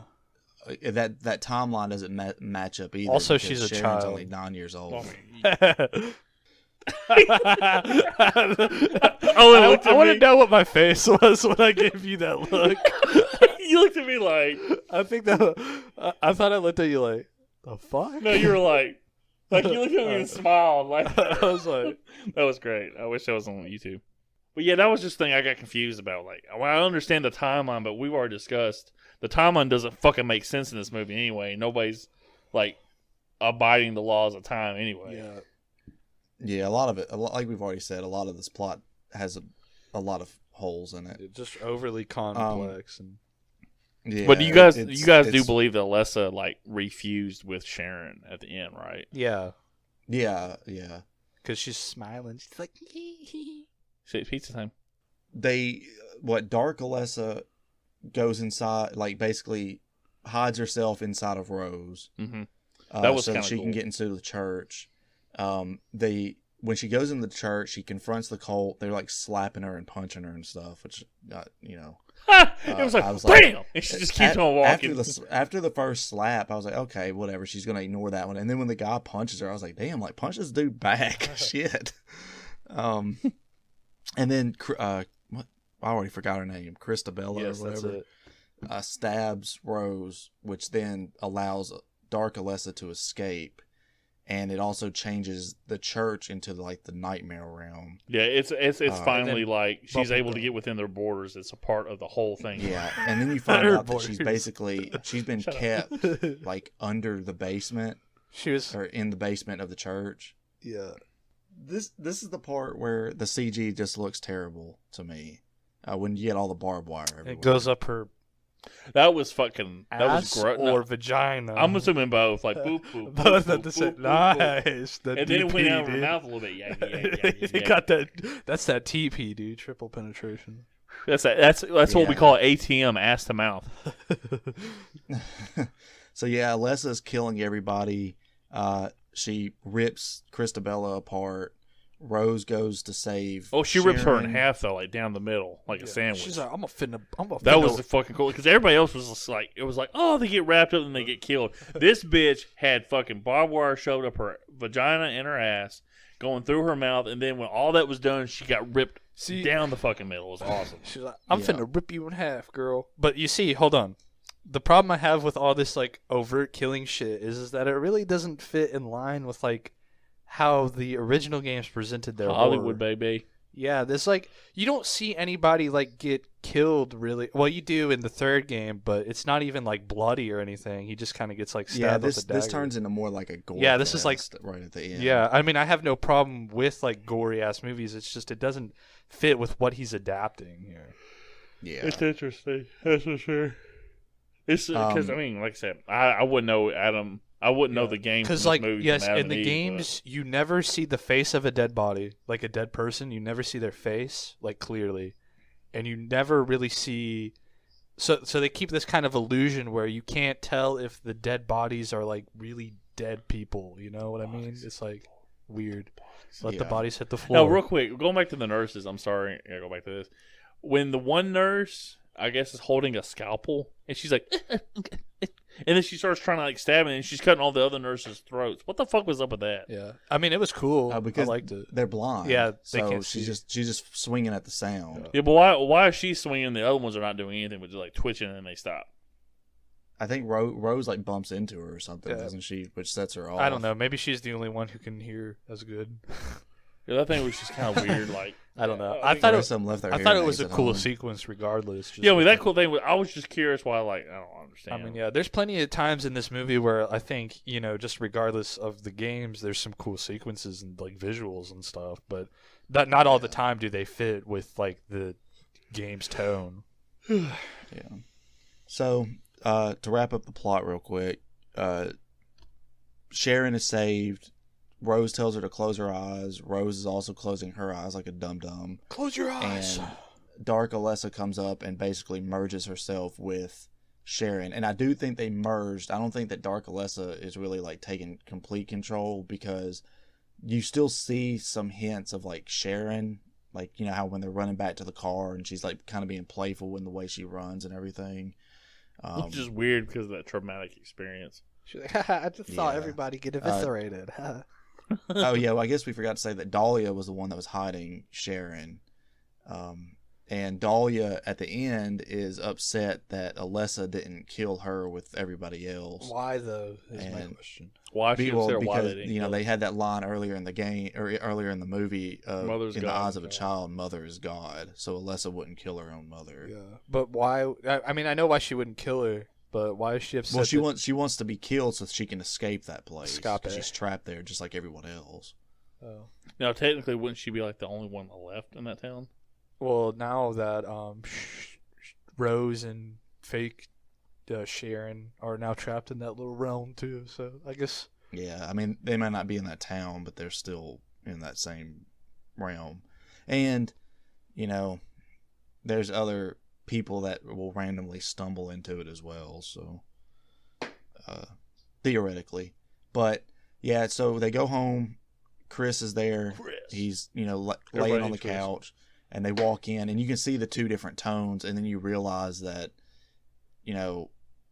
Chris is still in the real world, and Sharon / Alessa and Rose are still in the fog realm, and that's where the movie ends, and it leaves it completely open. And everybody talks about the ending. They're like, Real quick question. Now, the original game, was there a conclusion to the game? yeah, Was it a happy Yeah. conclusion? Ish. Sorta ish. Yes. Okay. Kind of ish. But there was a Well, conclusion. it Like the depends on next what- game is like. there's like Sorry, go ahead, Cody. there's multiple endings to the game, Yeah. and I guess the canon ending is that Alessa is reborn, I think. Yeah. And Harry takes the newborn child home and raises her. Yeah. And then that leads into with- the third game, which is a direct sequel to the first game. Yeah, and which she grows up to be Heather Yeah. Mason, And they're like and- hiding from the cold and shit. Yeah. So, you asked about if they're still trapped in this realm. The second movie is a direct sequel to this. It follows Sharon or Alessa or whatever you want to call her. I don't remember what she's called in the second movie. I think they but she do is call like, her Heather in the second movie. it's either that or Cheryl. They may have gone back and called her Cheryl for some reason. Yeah, I think her fake. I think it's the same deal in the games, and her fake name's Heather, but her real name. I think they did go back and name her Cheryl. I think. Okay. Don't quote me on that. I'm everybody. quoting you. All right. Okay, put that on the back of the box. They do escape the realm, but then they get pulled back to Silent Hill. I have not seen that movie since like 2012 when it came out. And that's why I do want to cover it for my next pick. But in the second movie, we're gonna watch it or whatever. Are they just out of the realm? Like that doesn't explain how they got back to the real world. Yeah, that's what I'm saying. I don't remember how that movie Because started. that's a pretty fucking The only big point that I feel like should have been explored. You know what I'm saying? Yeah, the only thing I really remember from the second film is like at the end there's this whole like scene that takes place in a carnival, and it's kind of ridiculous. But like I said, it's been 8 or 9 years since I've seen that movie. So I guess one more thing I wanted to talk about before we get to whether or not we recommend this movie. What did you all think of the soundtrack? I was literally going to ask that too. I guess I can start off because I opened my mouth. But yeah, I love the soundtrack in this fucking movie. It's great. But I love the soundtrack of the first, all of the Akira Yamaoka OSTs from the games. Yeah, I love them. Yeah, I can't praise them enough. So, yeah, I completely agree myself. Great. I love Akira Yamaoka's compositions for the games, and I mean, this is just more of that. It's fantastic. What about you, Lance? Okay, this may come across as disrespectful. So I'm like legit because I try to be open. Owen said this a week or so ago when we talked about this. He goes, "Yeah, you're surprisingly open-minded about movies." I try to give movies a fair shake. Yeah. I do. I mean, never mind. I mean, like Charlie and the Chocolate Factory was different, but I do try to do that. I didn't. It's like Scarface.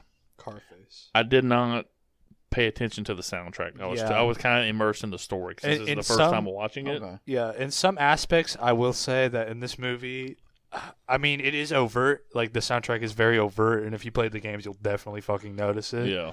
But it's a little understated because I think the director, he picks some tracks that aren't really completely, like, Akira Yamaoka. Like, there's no, like, weird ambiance tracks from the games, really. I mean, there's a couple. And you don't have any of that cool, like, trip-hop stuff that Akira Yamaoka does. Like, there was one in there. Yeah, wasn't it? It was at the Silent Hill 2 bowling alley song, I think. Yeah, I think so. Yeah, I love that fucking track. Yeah. But I'd have to rewatch the movie again or two. Yeah, I can show you some of Akira Yamaoka's stuff if you want, or I can just play a couple after this. Yeah, I just, it didn't stand out to me because I was kind of paying attention to the story. Yeah. Usually, if it's something like I guess that's something I really don't pick up on unless I'm watching like the second or third time. So I've already understood the story, and everything else is kind of like flowing together. I guess I'm just slow. I don't know, but yeah, I really didn't pay much attention to the soundtrack. I apologize. No, you're fine. Like, I think a big reason why this movie was made just for like Akira Yamaoka, because wasn't he like the producer or something, or did he just do the OST? He just did the soundtrack. Okay. I figured he had like a big hand in it because I feel like this was like his like, I want to be in the movies. I feel like any and all things that they talked to the game creators about, they're like, okay, appreciate it. We're going to put it in the back of our minds. We're not going to think about it. Yeah, I don't think any Team Silent member, maybe besides Akira Yamaoka, was really consulted. Yeah, definitely not like any of the creature designers like Masahiro Ito or anything like that. No, they were not like. Hearing what you guys are saying about the video games from the outside and just watching this movie the first time, it really feels like okay, look, guys, we know you made the game. We know what we're doing. We're in Hollywood.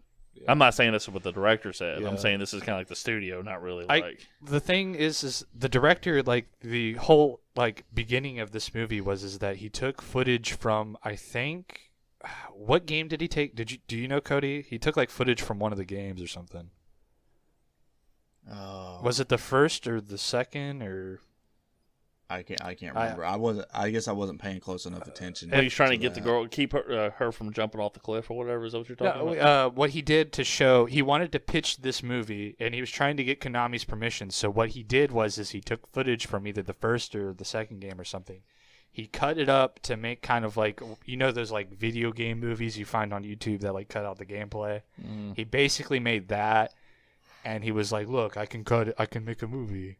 Oh, that's what he kind of did. You could tell that he liked a lot of the atmosphere and tone, kind of, but he definitely like misunderstood and really didn't like have. This is him wanting to do his own original story. This is the thing where Cody was talking about. I feel like he just doesn't work. I think he wanted to do the games justice is the thing. I just think he didn't have the understanding of the games to do the games justice. Because he didn't play them. You can tell he has not played the games. he definitely like didn't do as me and Cody have done probably, and like fucking nerd out over the lore and like the scares and what things symbolize. And maybe, and here's the thing too, and I feel like, I mean, obviously I'm probably unfair about it, but maybe he did, and this is the studio saying, no, the audiences aren't gonna like this, because you will be listening to like people that do podcasts. They have to go through a lot of bullshit, whether they love a movie or not, with the studio. Because you have a bunch of guys in suits going, well, this isn't going to go to the wider audience. Like, the whole cult thing trying to create a god, which is cool sounding. Yeah. But like, no, that makes too much, that doesn't make enough sense. How about we make it a Christian cult about God? Yeah. And that feels like that dumb, that part of the story down. In the original game, the cult doesn't have too much connection with Christianity, like much at all. Like, they're not it sounds like, I mean, it sounds completely original, where this movie is like, we got to lean on some of these tropes, and I don't think that's necessarily the director.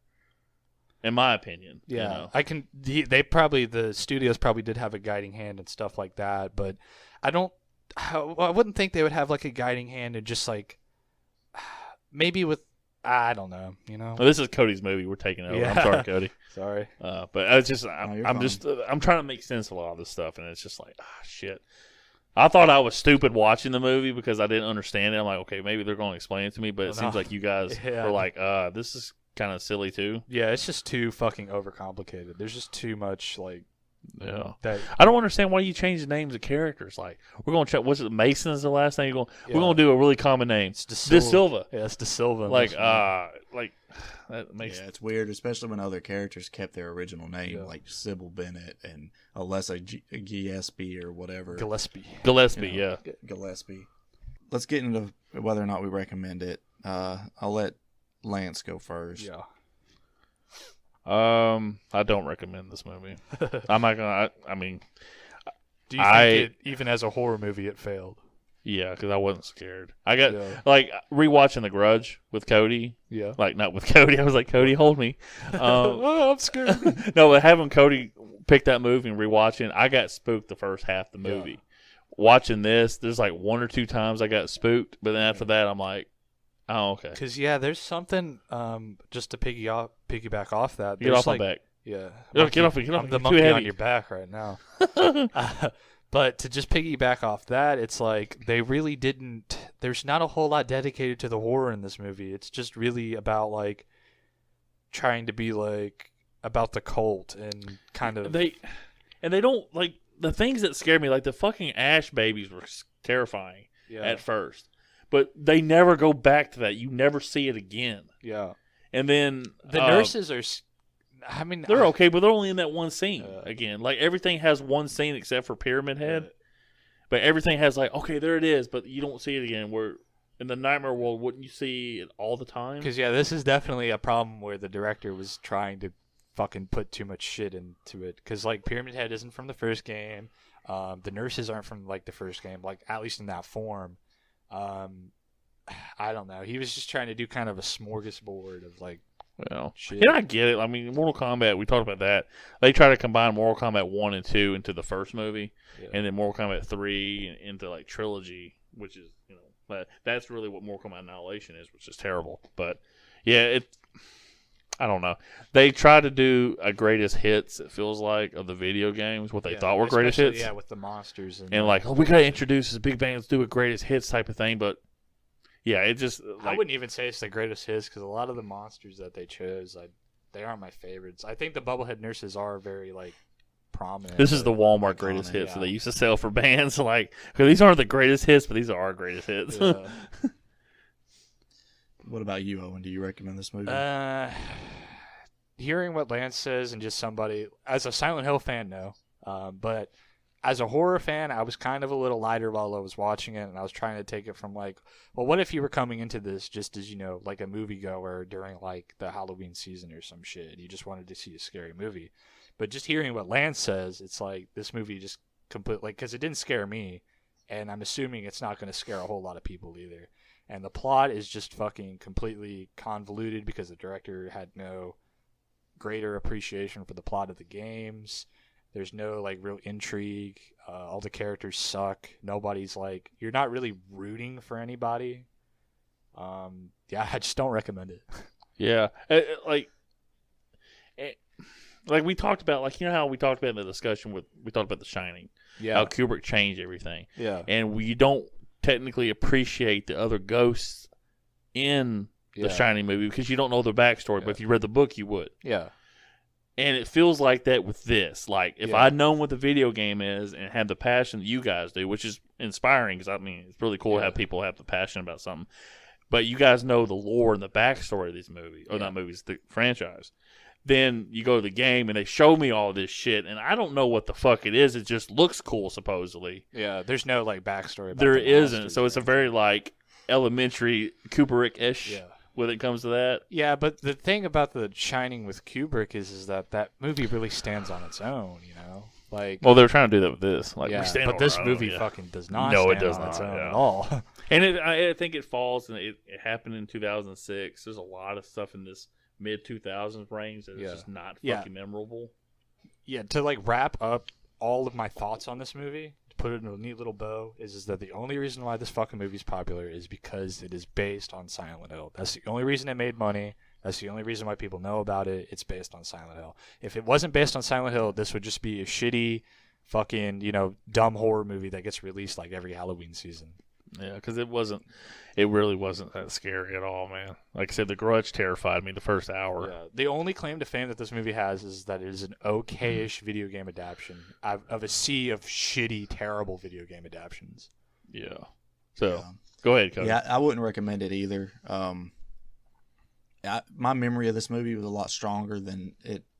You know, I definitely was looking at this movie through rose-tinted glasses. Yeah, I feel like I was too. Really, like I was coming. I'm sorry if I shit on that. I apologize because I know. What? No, I mean, and I agree. Like, while I was watching it, you know, it doesn't really work very well as a horror movie. It's not scary.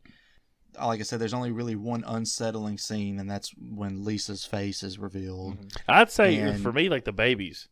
The babies. When she was like, ah, and it was just terrifying. And then all of a sudden, I thought when she screamed at them, the babies were like dissolving. I didn't realize the nightmare was ending at that point. And again, that's just the whole like me not understanding it, and they're introducing the nightmare world. Yeah. But when the babies disappear and she wakes up and she's in this bowling alley, at first I thought she got into just somebody's house. And it was really fucking weird. And then she screamed at them, and you saw like half of them disappear, but then they were still trying to grab after her. And then all of a sudden they start floating away. Does that make sense? Yeah. That was the thing. Like, that's just some of like telling that weird shit, and just like I say, everything's so fucking dark in this movie. It's like watching Alien vs. Predator Requiem. Like, we don't want you to see everything because the CGI is shitty. What were you watching this on? I didn't really have any visual problems. I watched it on television. Yeah, I watched it on my computer monitor, so that might have been. Yeah, but everything at night, it was just like, you know, I mean, I was watching it off of like, you know, streaming on my YouTube on my, you know, so everything was clear, but it's like everything, like the nightmare world is like dark, but it's dark. Like the dude, you know, gas mask is tied up like Jesus Christ on the fence. Yeah, I couldn't really tell what the fuck was wrong with him. Yeah, you didn't get to see his little eye, did you either? No, I just saw the one eye. He was like, they're behind you. Yeah, that's the only thing I saw. It was just kind of like, I mean, like I said, that's just me. I'm sorry. I apologize. It was just things I didn't quite understand. It's frustrating because I want to understand it. It's not like I'm watching, you know, Twilight and I want to understand more about this movie. No, I know about this movie. There's not much depth to it. This movie feels like it could have had so much depth to it, and they didn't know how to explain it on screen. Yeah, it's just basically like it feels like it has so much depth because it's an imitation of something that does have that much depth. Yeah.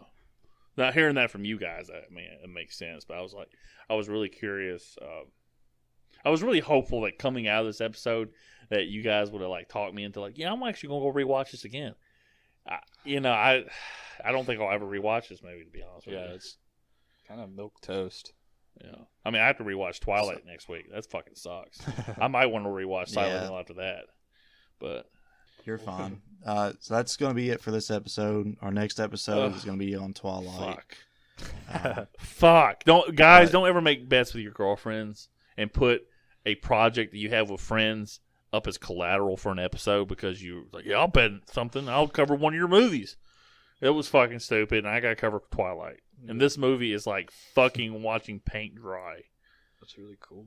Well, like literally, I'll go ahead and give you a sneak peek. Anybody want a sneak peek of the next episode? Yeah. It's going to be like 5 minutes covering the plot that is, quote unquote a plot, and then we're going to shit on it for the rest of the time, and we're going to compare it to vampire movies that actually do work. The world is a vampire. I mean, fuck.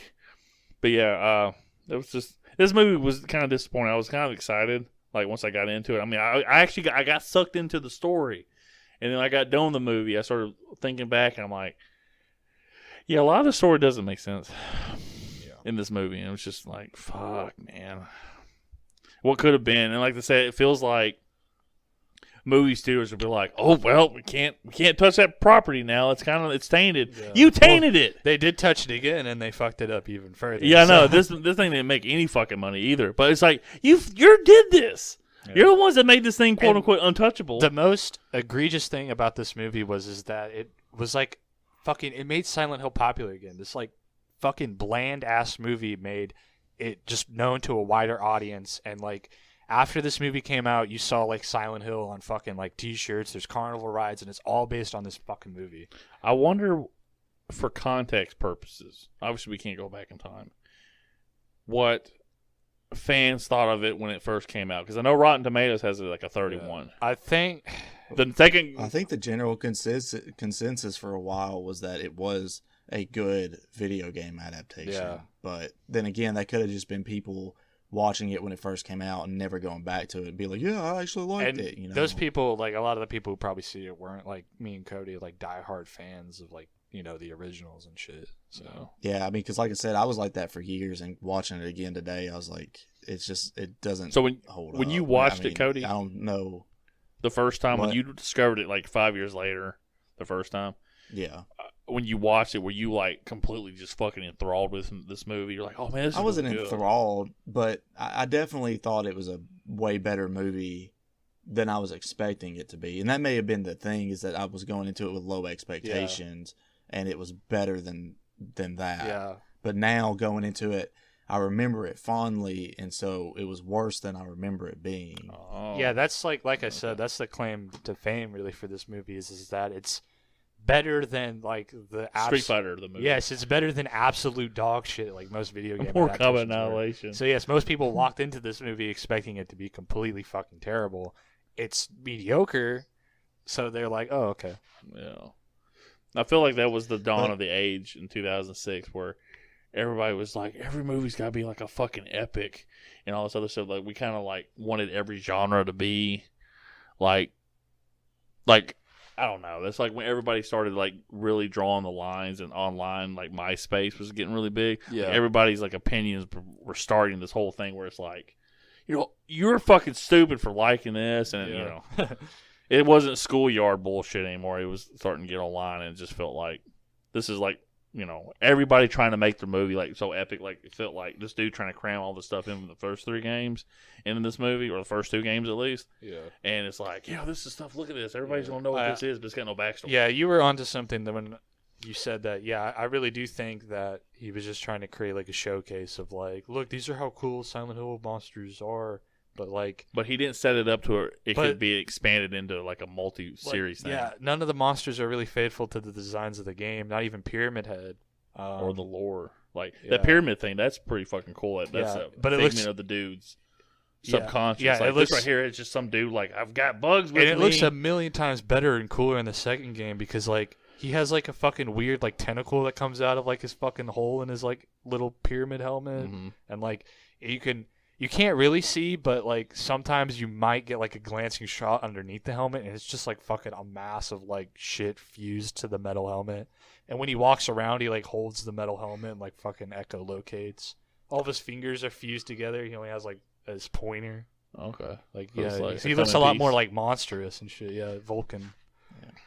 But hey guys, let's go ahead and wrap this up. Okay. All right. Well, until next time, see you later. Peace. Bye.